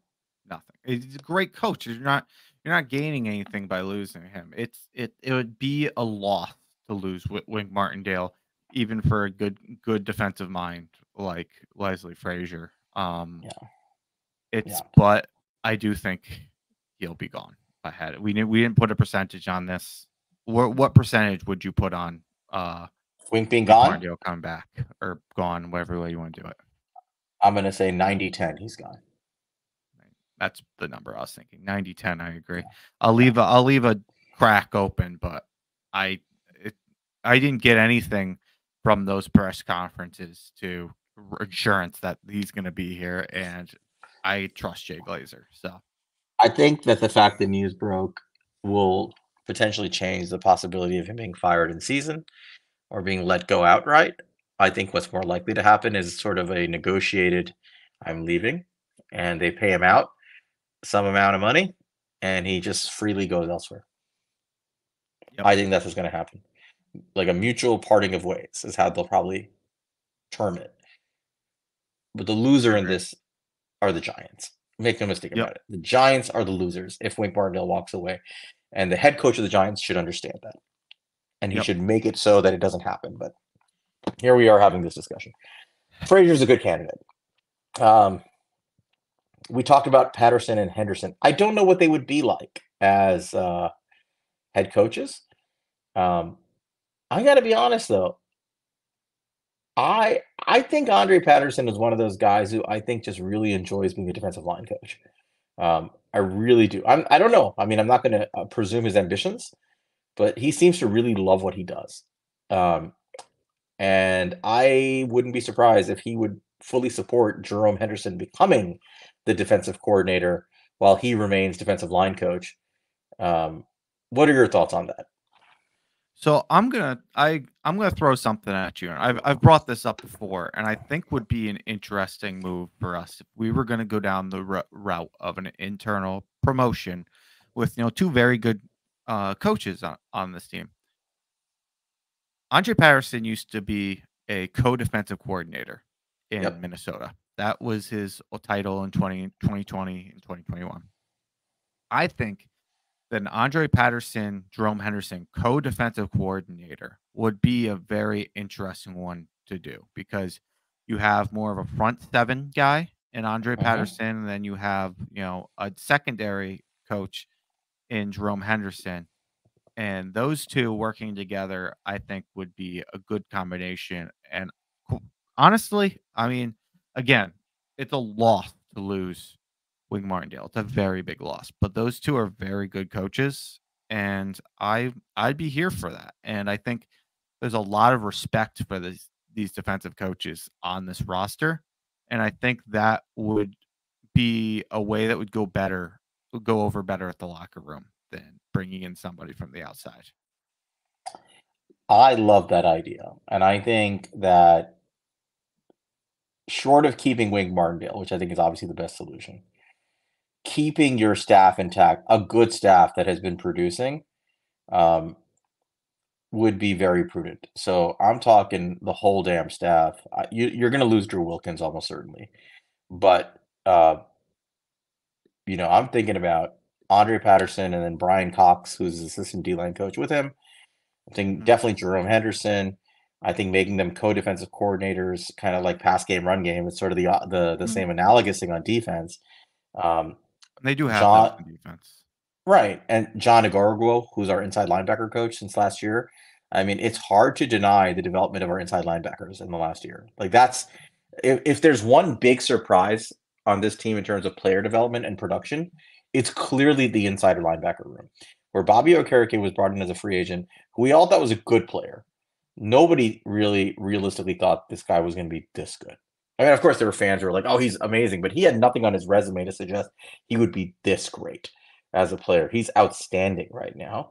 And I think even more surprising is Michael McFadden, who went from a guy who looked like he didn't belong on a football field last year to slowly winning the job of inside linebacker 2 in the preseason, missing tackles and looking kind of a mess the first couple of weeks, to now a guy who, if you're watching him on film, his instincts are phenomenal.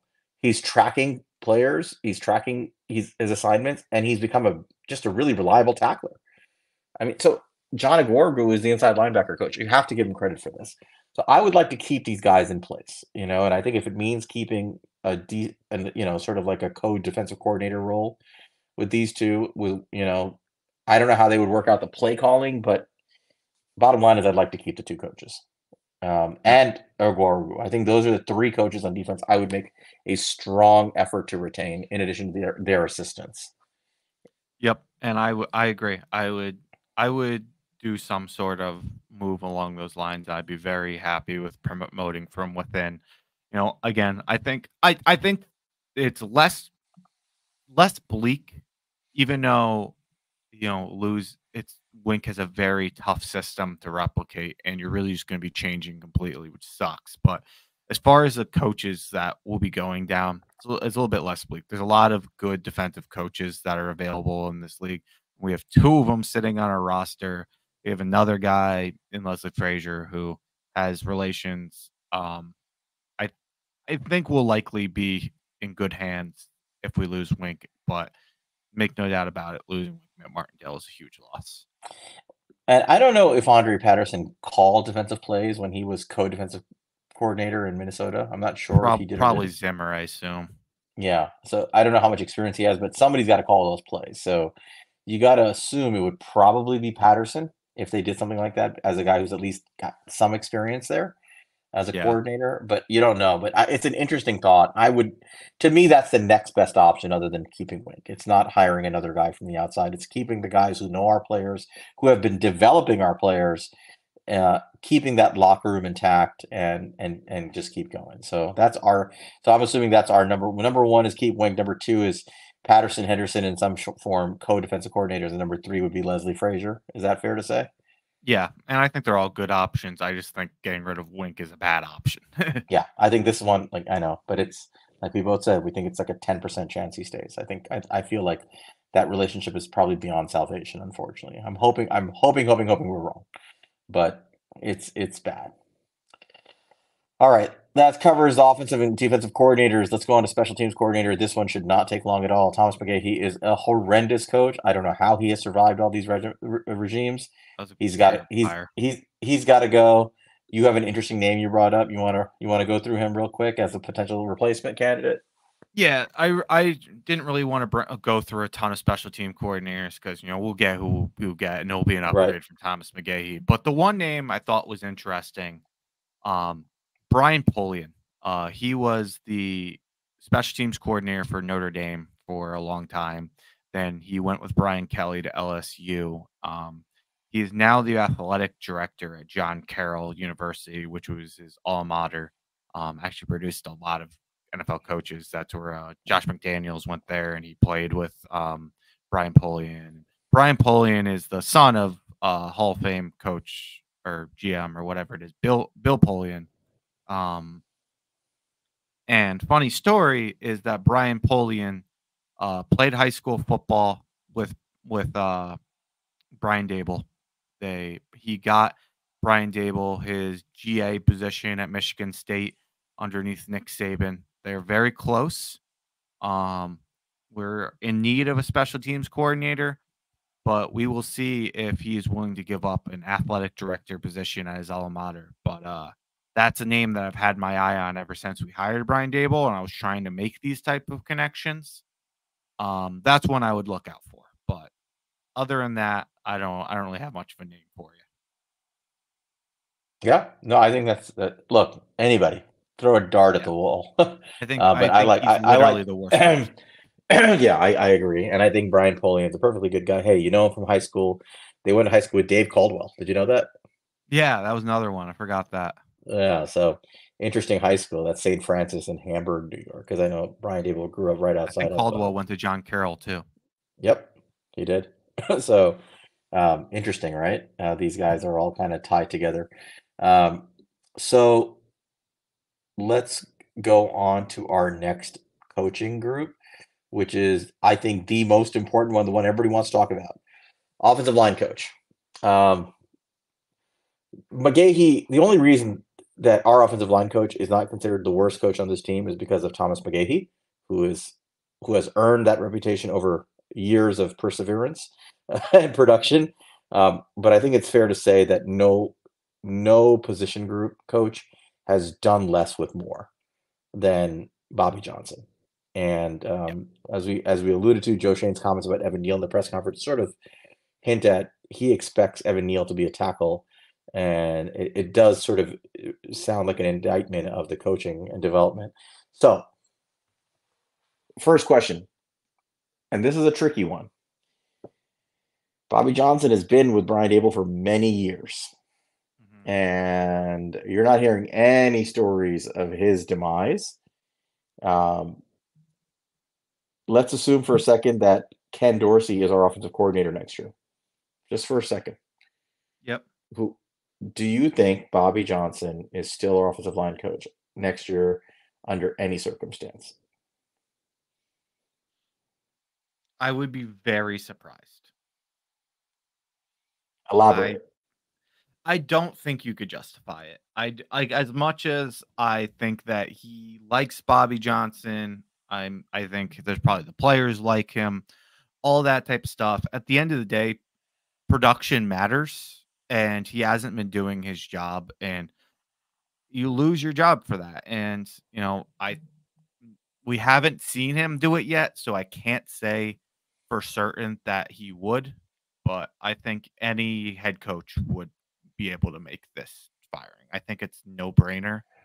I don't think he wanted to do it midseason, but I do think it happens at the end of the year. I'd be very surprised if he's not. You and I were advocating from the preseason that we should consider bringing in a consultant like Gooks to help out, because we could see the writing on the wall with the offensive line, the line shifts, the various formations, the different personnel groupings that we kind of could. It was like a train wreck you could see happening in real time and saying, just stop the train, and they didn't, and here we are. I agree. Bobby Johnson has no business continuing. I don't think that you can point to one thing and say he should continue with his job. Every single player he has inherited has either regressed or not developed at all under him, and that's saying a lot, because he got a lot of draft capital. No other position group coach got the draft capital investment and financial investment than Bobby Johnson. If you think about this, he got the number 7 overall pick in 2022. He got the number 67 overall pick in 2022. He got a 5th round pick in 2022. He got a 2nd round pick, the 57th overall pick in 2023. He got the only free agent signing the Giants made in 2022 in Glowinski with any real money. And that was his guy. And that was his guy that he brought in. So that's 5 guys right there, right? A free agent, a mid-round pick, and 3 early round picks that he got invested, and every single one of them has looked like dog shit under him. Yep. So none of them have developed. None of them. It's bad. It's really bad. Even John Michael Smith, who came in, he was a decent player. He hasn't gotten any better throughout this year. Evan Neal, for 2 years, hasn't gotten any better. I mean, you're seeing flashes of Schmitz now, the guy he was at Minnesota. But it's not consistent. And by now, the whole calling card of John Michael Schmitz was older prospect, career center, very experienced, plug and play, going to be a top tier center right away in the NFL, or like a top half of the league type of center right away, because he's plug and play. He knows his position. He looks like a guy who's learning on the job for the first time. It's concerning. So I agree he's got to go. A lot of our faithful listeners have been waiting for this. We're an hour and a half into this episode before we get into it. But they're going to listen, because we know you guys are listening. I know you guys are getting deep into the episodes, and we appreciate that. So let's go through our personal choices for who we would target to replace Bobby Johnson, offensive line coach. And you have compiled a nice list of 5 guys. I love the list. Let's start with our number 1 guy. Should be no secret to anybody. Probably the best offensive line coach in the game, at least one of the best, other than Jeff Stoutland, who we did not put on this list, right? Because we were considering him an offensive coordinator candidate. I don't think he'd leave the Eagles as an offensive line coach. You're not taking him just as an offensive line coach. You're going to ask him to do it if you brought him in as an OC, but let's remove him from the situation. Number 1 on the list, Mike Munchak, currently unemployed / consultant, I believe. Former O-line coach of the Broncos and the Steelers. Definitely considered the top guy, or one of the top 2 or 3 guys in the NFL. Tell me about Mike Munchak and why you want him as our O-line coach. Mike Munchak is one of the greatest coaches in the NFL. I mean, there's a few special difference makers on the offensive line of coaching. The only guys who I can really say are Jeff Stoutland, Mike Munchak, and I'd say Bill Callahan. You could say Dante Scarnecchia, because he's not currently coaching as far as recent guys, but he's retired. He's done. He's not coming back. Mike Munchak wants to coach again. He just, under very certain circumstances, which has been the issue, where our biggest obstacle, he has turned down coaching interviews in the past because he wants to be on the West Coast where his daughters live. He wants to be close to family.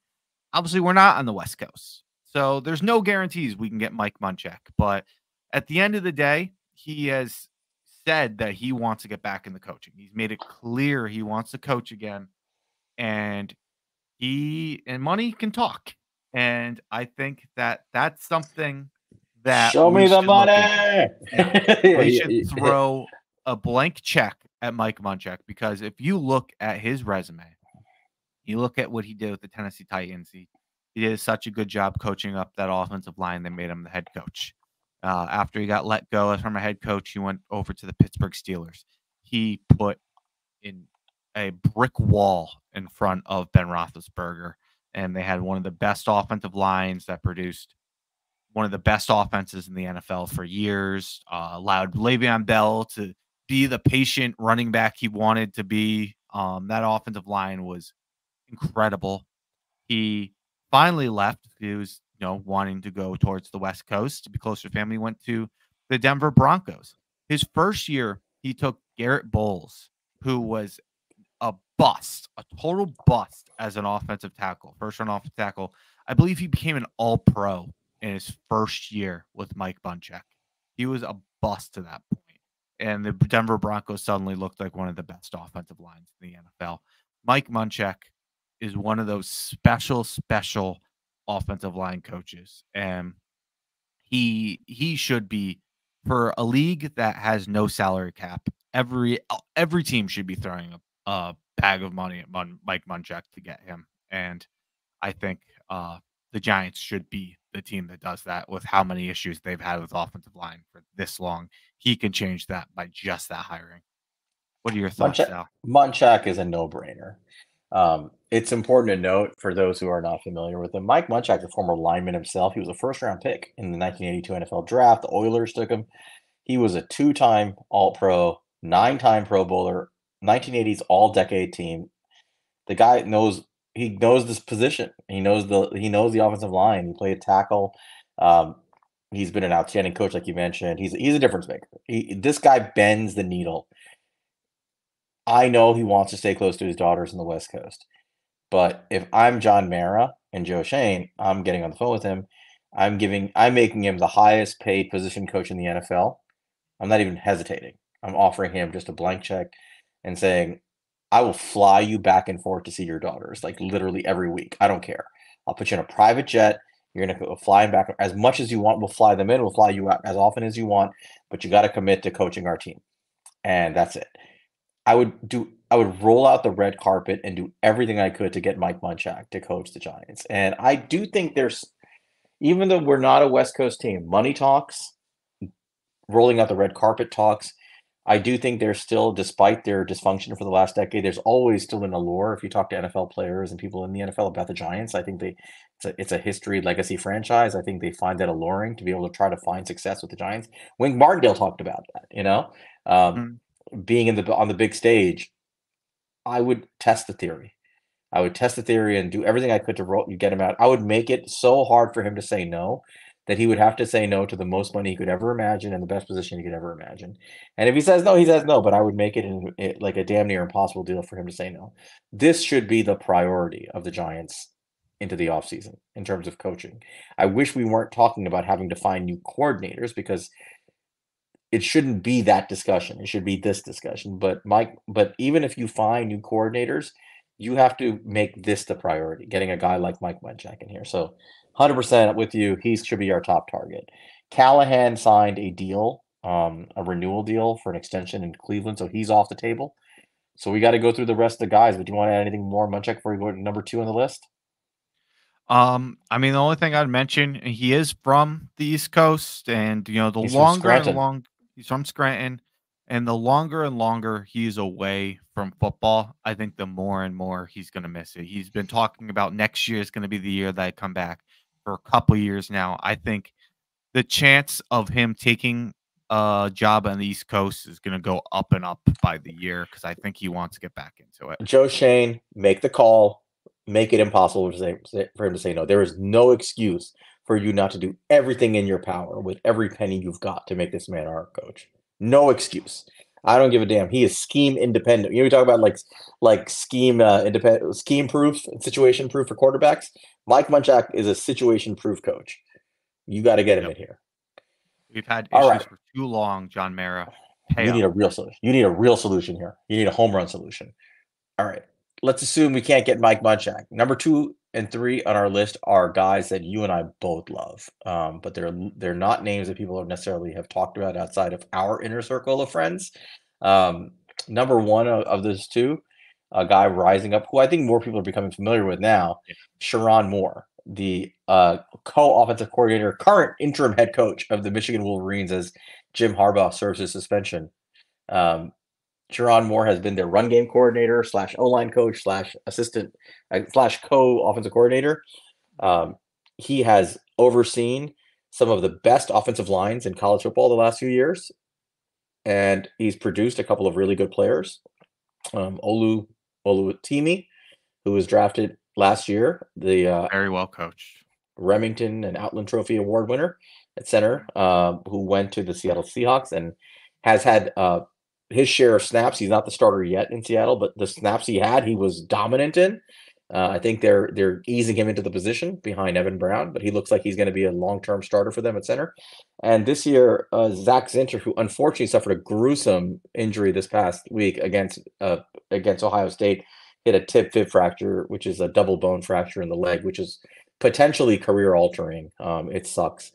We'll see. I wish him a speedy recovery. Hope the kid is all right and can come back and play. But before that, Zinter was viewed as the best interior offensive lineman in this class at right guard, just an absolute dominant force. That entire Michigan O line this year is draftable. In fact, I have a feeling that they're all going to get drafted. Maybe not early. Maybe they're all day 3 picks, other than Zinter. But I think they're getting drafted. So he runs a great coaching scheme. He develops players. Their run game is as dominant as any run game in college football, and it has been for 3 years. A few seasons ago, it was Hassan Haskins with Blake Corum, the redshirt freshman, backing him up. Then the last couple of years, it's been the Blake Corum and Donovan Edwards show. But Michigan has been a top tier team in college football the last few years based off its running game. And that offense is powered directly through the running game that Sharon Moore runs. So I love this guy, but he's got now he's got experience both as an offensive coordinator and as a head coach. I don't know what his future is with the Michigan program in flux, but I can go on and on about Sharon Moore. But what are your thoughts on him, Monty? I mean, he's one of the best young and upcoming coaches in college football. He's a very, very bright offensive line coach. He's the best offensive line coach in college football. But I think more and more, especially with the sign stealing stuff and him taking over as the interim head coach, I think he is working towards getting a head coach at the college football level. I think that a team should hire him as a head coach. I'm thinking it's trending towards the It is Giants Michigan. want him. It What? Yeah, might be maybe Michigan. it might be. It might Harbaugh might leave, and I think again it'd be a good hire for Michigan. And if the Giants want Sharon Moore, I think you're going to have to consider. I mean, you have to pay him a bag, just like you would Munchak, and I think you might have to consider an offensive coordinator type position to get him here. So Yeah, yeah, I and I don't think you know would. if this is the one, but Yeah, I do think you would have to strongly consider him being named offensive coordinator slash O line coach slash run game coordinator or co-offensive coordinator. You'd have to do something similar, and bring him into an analogous position because I do think there's a decent chance he stays at Michigan to become head coach. We don't know how this sign stealing scandal is going to land in terms of sanctions. But if one of the possibilities is that Michigan gets hit with some penalties but does not lose their bowl eligibility or playoff eligibility. And maybe there's a sort of tacit agreement that Harbaugh's got to go, and the price they pay is they tell Harbaugh to walk. And if that's the case, that's sort of opening the door for Sharon Moore to stay there as head coach. I think that's a very likely possibility. If the program, however, gets sanctioned and they lose bowl eligibility and playoff eligibility, that might change things. I don't know how much he's going to want to stay there at that point if he has other opportunities. That we'll see. But he, all that other stuff aside, I think he's a guy that the Giants should, at very minimum, they should call for an interview and find out, kick the tires, and see if this man is willing to take an NFL job as an offensive line coach because he's one of the best in the business. yep, I agree. He's a guy who's won the Joe Moore Award for best offensive line in the country. He's a very good coach. But yeah, I don't know if that one's the one that's going to work out, but he's very deserving, and I would love that hire. The next guy on our list, a guy you and I have referenced multiple times before. We love this guy, and he loves liking our comments about him on Twitter, which I Yeah. appreciate. When we if you don't even add him, he just looks for his name on Twitter and he finds it, which I appreciate. But it's the offensive line coach from Northwestern University, Kurt Anderson. Kurt is really another up and coming great coach. He has recently coached up the likes of Peter Skoronsky, a first round pick in the last draft, Rashawn Slater from the 2021 draft, who is one of the best left tackles in the NFL. And then prior to that, during his time as coach in Arkansas, he coached Frank Ragnow, who's, probably he's not the best center in the NFL, but he's a top 5 center in the NFL. So tell me a little bit more about Kurt Anderson, what you like about him, and what do you think about the Giants offering him a job? Yeah, man. I mean, the resume that you just said right there speaks for itself. I mean, you have 3 first-round picks there that he's coached, and not only do you have 3 first-round picks, this is what I love about him. It's not that you have 3 first-round picks. You have 3 of some of the most technically refined offensive linemen we've ever seen. I mean, Frank Ragnow was a total stud at center. He was the total package, one of the highest drafted centers we've ever seen. Um, you have Rashawn Slater, who was just everything pro ready, was a guy who could have got drafted before the COVID season, first round, and then didn't play, and then did get drafted. Like, he is a great player. And then you have Skoronsky, who's another one, just right in that mold, who is just so technically refined. And at a school like Northwestern, he's working with what he can get at that school. That's not getting the level of talent that they're getting at, the Alabamas, the Ohio States, the Michigans. He is taking the players he gets and he is coaching them up into being some of the best offensive line prospects we've seen in recent history. He does There's an have an art in. Oh, go ahead. I'm sorry. No, I was just saying there's an article out on him as well, which really giving him a lot of credit with he's done. But go ahead, what were you gonna say? Well, he has sort of an indirect connection to the Giants that you and I have discussed. While he was at Arkansas, coaching up Frank Ragnow, who he gets credit for, his head coach was Brett Bielema, who was Mhm. the former Giants outside linebacker coach in 2020, and who's now the current head coach at the University of Illinois. And he's producing some fantastic defensive players, most notably Devin Witherspoon, guys like him, Sidney Brown, Kirby Joseph, Zerjan Newton, who's coming out in this draft. So, these guys have a good tree of coaching and player development, even though they're on different sides of the ball, but he does have a Giants connection. But I think Anderson's a fantastic candidate. Do you have anything? I'm sorry, you were going to add something else on Anderson here? No, I mean, the only other thing I would say as far as connection too is he was an assistant offensive line coach from 2013 to 2015 for the Buffalo Bills. Obviously, that did not cross over with Joe Schoen and Brian Daboll, but being within the same organization, there's always the chance that that name is gotten around that building and that they've heard good things about him potentially. Just something worth throwing out there. All right.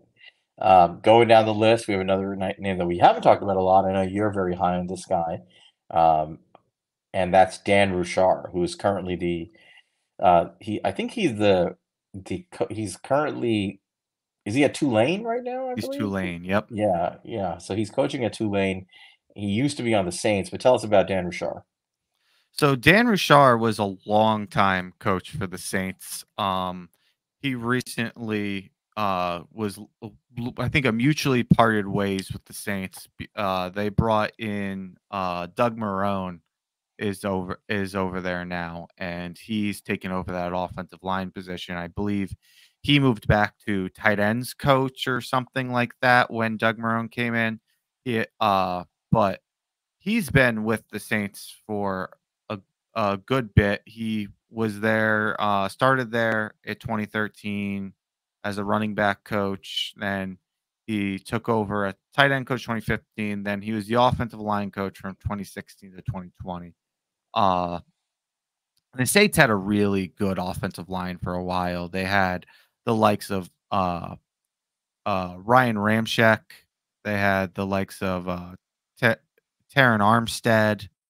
Um, and they had some good guards in there for a little bit. Then, Armstead was a guy who was like, I believe, like a fourth round pick. He was a complete developmental guy. Ramczyk is a guy who kind of took off right away and was a really good coach, but what really good player. But what really put me on to him was there's an article that came out a few years ago, which there's not a lot of people who break down who's good at offensive line, who's not. But there's not an article by Justice Mosqueda, something like that. But it was from 2018 on Optimum Scouting. And he basically had a formula he did to try to calculate all the offensive line coaches throughout their careers on here and how well they've done. And the number 2 guy on that list was Dan Richard based off his formula, only behind Dante Scarnecchi. And I'll read you the top 5 here. It goes Dante Scarnecchi, Dan Richard, Mike Munchak, Bill Callahan, Frank Pollock. So and then Aaron Cromer was another one, and he did a good job for a while as well. Uh, so those were some of the names that we've been talking about, and it stacked up with the formula, and you saw it right there, Dan Richard just sitting in the middle of there. So I that one interests me. He's over there in Tulane right now, a New Orleans college, but if he wants to get back to the NFL, he does have a track record, and that's a guy I would be interested in giving a shot to. No, he's got a track record, and I would not be opposed to it. He's actively coaching, which is a good thing. So he's in college. I'm sure he would at least consider a welcome back to the NFL. But it's a guy the Giants should absolutely interview. I think they should make the call. This brings us to the last guy on the list that you brought up, and this is an interesting one because of his connections to the Giants. But it's Paul Alexander. So, Monty, tell us a little bit about Paul. Yep. So Paul Alexander is another one that really interests me. Paul Alexander, actually, I found him because of Andrew Thomas.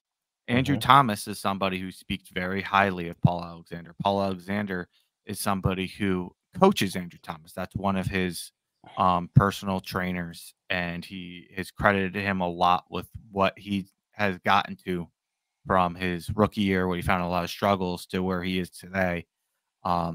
He is a long time coach in the NFL. He started coaching in the NFL in 1992. He was with the Bengals as their offensive line coach from 1994 till 2017. That is a long time to be with one organization as a coach. That was 24 years as the Bengals offensive line coach. And during that time, he got accredited as the number 1 graded pass pro offensive line over the 13 years PFF was grading. So throughout the 13 years, he was the aggregate number 1 pass protection offensive line. So the data backs up of how good of a coach he was there. And you think back to the Bengals, you think of Andrew Whitworth and guys like that who did a really good job of coaching before the Bengals were the shit show they are today on the offensive line. They used to be a really good offensive line. You had Kevin Zeitler was there at one point in time. They had a shitty team and a great offensive line. Now they have a great team and a shitty offensive line. It's amazing. Exactly. They even had one of I'm blanking on the name, but there's that one Alabama right tackle. He's a first round pick, and he's really he was kind of a bust in some sense, but they really turned him into a good run blocker. I'm trying to think of his name, but he was a really good run blocker for them. But he was a guy who didn't hack it when he left, and was kind of fell into what should have been a bust, it felt like, but they really made him usable. Let's see if I find it, but no, it's Jonah Williams is just coming up. It was somebody else, but Andre Smith.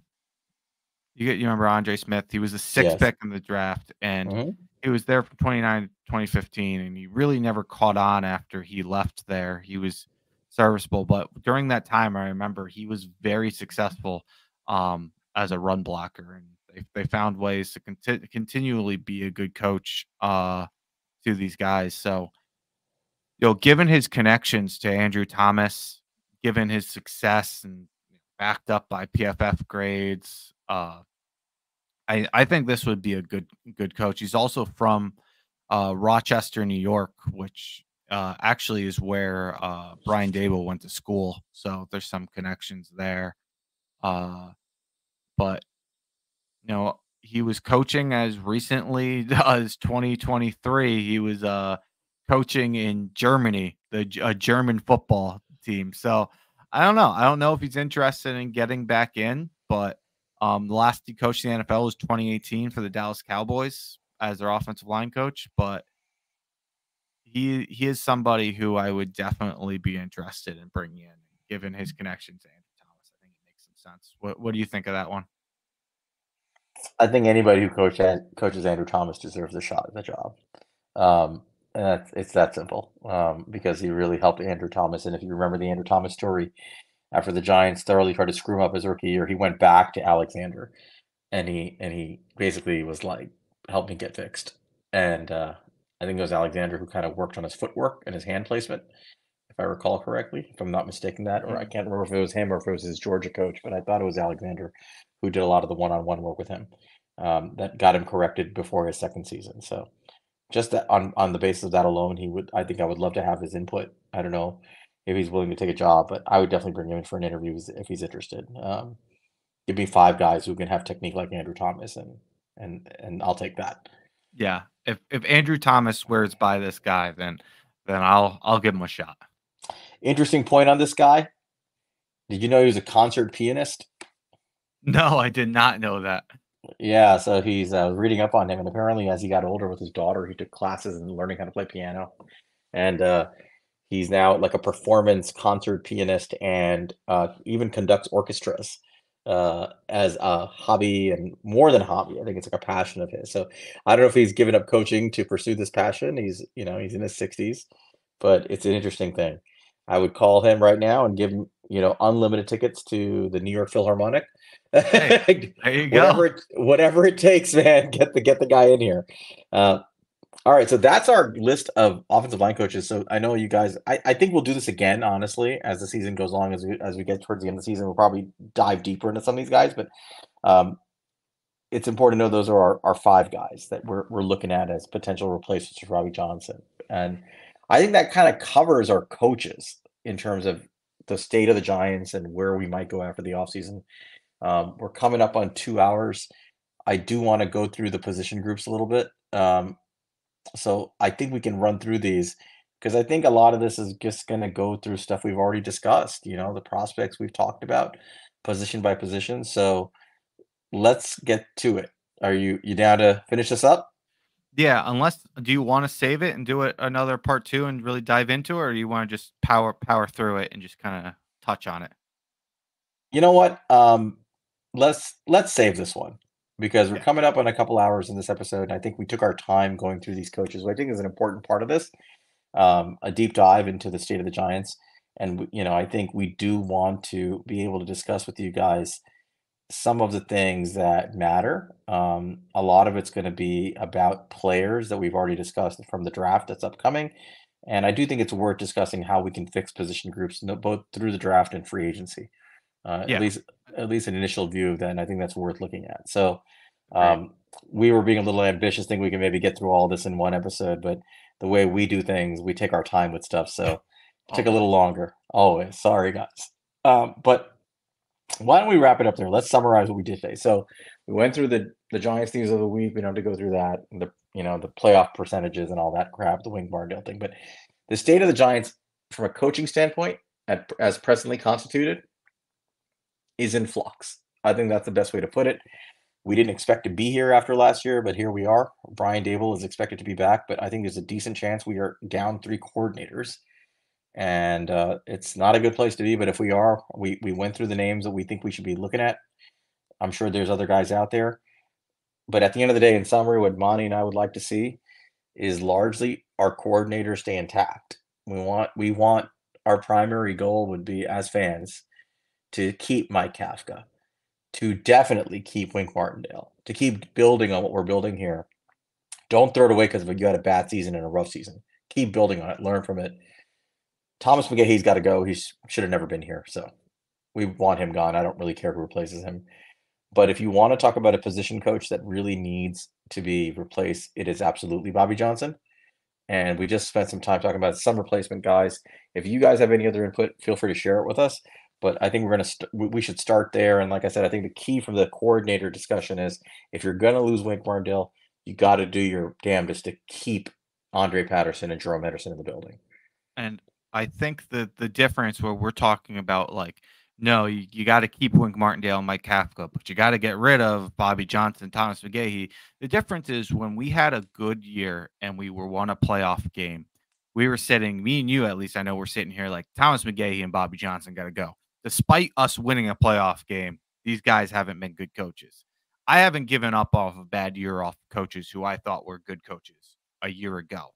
But the coaches that I thought were bad coaches a year ago are still bad coaches. I'm like, yeah, you can use this to get out on those guys. And I don't think that's prejudice. I think we think they're bad coaches because they didn't have the greatest track record before last season. They performed poorly. Their units performed poorly last season. Yep. They had warning signs all over this season, and they've continued to perform poorly. I think there's ample evidence that those guys should be replaced. Simple. All right, so that's what we want. Let's call that an episode, man. Before we close it out, very briefly, it is championship weekend Oh yeah, it is. in college football. So this is for all the marbles to get into the playoffs for a lot of these guys. So here's the big one. It's not on Saturday, guys. It's Friday. So you're listening to us hopefully on Thursday. On Friday, 8 o'clock at night on ABC. This is the big game. Number 5 Oregon against number 3 Washington. The rematch for the final Pac-12 championship game ever. The winner of this game, without a doubt, is going to the college football semifinals. The loser is probably not. I think Oregon is actually a 9-point favorite going into this game. It's being played in Las Vegas, even though Washington won the earlier game in Washington. So this is one to watch. I mean, you guys, we've already been through this. The prospects in this game are ridiculous. You got Bo Nix versus Michael Penix Jr. on the quarterback front. You got guys like Bucky Irving and Troy Franklin on the offensive side in Oregon, as well as Trey Johnson. We don't talk about him, but the adopted brother of Bo Nix, who's a shifty receiver, somebody worth watching. And then obviously on the defensive side of the ball, they have plenty of studs. For Washington, they've got Michael Penix Jr., 3 draftable receivers in O'Dunes, Polk, and McMillan. They've got Troy Fountain now, the left tackle. They're just loaded on defense as well. Braylon Trice. They've got just a really great football team. I think this is a powerhouse matchup. I know the odds are that Oregon is going to win. I'm a big fan of Michael Penix. I'm going to predict Michael Penix pulls this one out again. What are your thoughts? I'm thinking Oregon gets this one. Oregon's a good team. I think Bo Nix is, he's competing right now for that Heisman Trophy. I thought that Oregon was gonna pull it out at the end there. I was pissed we didn't get overtime because that was a game that deserved overtime last time we saw it around. But I'm expecting a great game. Regardless, this is going to be a really exciting game. And Their first game their first game was so much fun to watch. It was one of the best games of the year. I want to see that again. Me too. And whoever wins, I think, deserves to be in the playoffs. As simple as that. You kind of want to see them both make it because they're so damn good, but only one of them's going. The other big games, the main attraction, Saturday afternoon, actually, at 4 p.m. on CBS. It's the SEC title game, number 1 Georgia versus number 8 Alabama. This is interesting. Georgia, the 2-time defending champions, undefeated, but they've been better recently, but they don't look like the powerhouse they've been in years past. Like it's kind of weird to say that about an undefeated team, but maybe we're just taking them for granted. But I don't know. I watched them play, and they seem to have a few kinks in their armor. Alabama is a 1-loss team. They're 1 loss coming to Texas, who seems to have their number, but they've been coming on late. They pulled out a freakish victory in the Iron Bowl last week with that crazy 4th and goal from the 35-yard line Hail Mary in the back of the end zone from Jade Milrow. Um, Alabama may be the better team. I think you can make a case that they're playing better football than Georgia right now. So if Alabama beats Georgia, does Alabama belong in the national semifinals? In my opinion, and they probably won't do this, I think Alabama should take Georgia's spot if they beat them. I mean, Alabama's only loss is to Texas, who's the number 7 team in the country. Texas is a very good team. There's no shame in losing to Texas. And, Georgia loses to Alabama, and Alabama beat them head to head in In the title in game. the SEC championship. You got to give it to Alabama. And I think with how tough the competition is right now, you got to give it to you got to keep everyone else in pending like a Florida State loss or something like that. I agree. I think the winner of this game should go in. I have a feeling that if Alabama won this game, the CFP guys would find a way to squeeze Alabama in as a fourth seed, and because I've seen it Yeah, happen so many times with these SEC teams. But they shouldn't be. I agree with you. If they lose the title game, they should be out. But because of that disaster scenario, I'm absolutely rooting for Alabama to win this game, and I never root for Alabama to win anything. I can't stand them. But I usually root for Georgia in this game, and I generally lean towards Georgia, but I kind of want to see the shit show. I'll be yeah. honest. I want to see what How they happens. fucking spin their wheels to make that one work. It's a good. I think it's going to be a good one, though. I think that's a good game. It's a 4 o'clock game on CBS on I Saturday. agree. It's gonna be a Uh, very good game. the next game to watch is the 12 o'clock game actually on Saturday, which is the Big 12 the Big 12 title game. Oklahoma State, the 18th ranked team in the country, against Texas. This was supposed to be Oklahoma, Texas. Like, this is supposed to be like the Red River game all over again, I believe, right? So Oklahoma, still, it is what it is. I think Texas is going to blow the doors off of Oklahoma State, honestly. I agree. Yeah.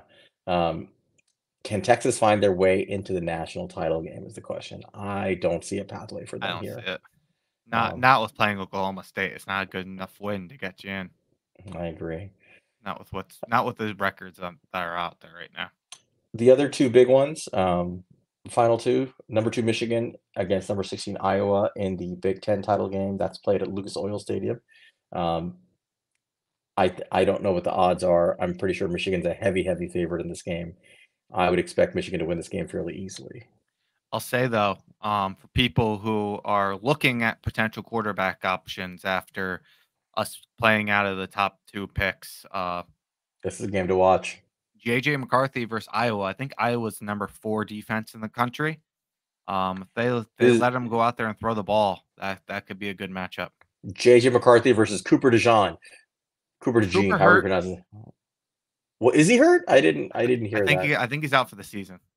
Oh no, I didn't realize that. Okay. Let me Well, double check that.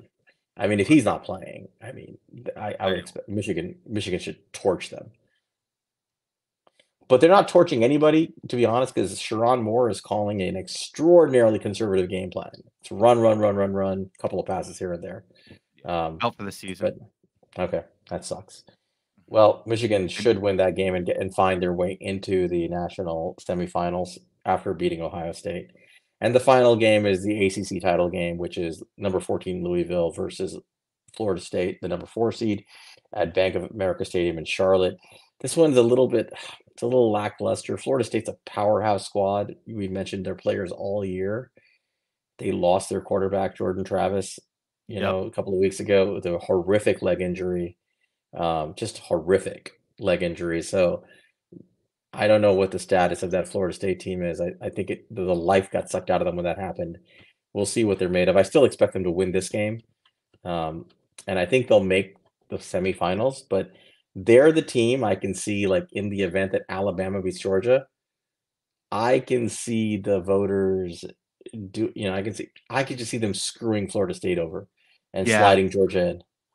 Even if like Florida State like makes this game too close, to be like, this isn't the same team. Like not now without Jordan Travis, so they're gonna have to come in here and convincingly win this game. I think to avoid that scenario. Yeah, if they win a close game against Louisville, I mean, if they lose, they're out. But if they win a close game, and Alabama wins a close game against Georgia, Yeah, you can 100% see these guys finding an excuse to slide Georgia in as the 4 seed. but it'd be such bullshit to keep a conference championship winner with one loss or But no by losses, undefeated. You can't do it. You can't. Yeah. Well, I think the picture will be at least somewhat clear by the end of Saturday night. I think by Sunday we find out, right? So Yeah. we'll find out what's going to happen. So tune in. These are games all worth watching, guys. Um, I think that's basically an episode. I'm going to remind you guys again. Number one, thanks for reviewing and sticking with us with our really long ass episodes. I keep saying that we're going to get better at this, and we really just don't give a shit, apparently. So, but we like to bring you thoughtful discussion. So, um, appreciate all the love, all the views. You can again find us at He's a Giant Pod, at Monte Cristo, at MONTECRI5TO. Find me at Queens_guy. YouTube, Spotify, Apple. Use the timestamps. Please don't be hesitant to use the timestamps to find our episodes. Like us, give us feedback. We appreciate all of you guys. Until then, it's a bye week, so we can't lose this week and we can't win this week. So I'm happy about that part. The only way we can lose this week is if somebody gets on an ATV and breaks something. So Xavier McKinney, if you're out there popping wheelies, please stop. We need you. We probably want to sign you again. Other than that, you have anything else to close it out, Monty? Nope. Enjoy your Giants free weekend, everyone. Have a peaceful weekend for once. We'll see you around. Go Giants, guys. We'll see you next week. Go Giants.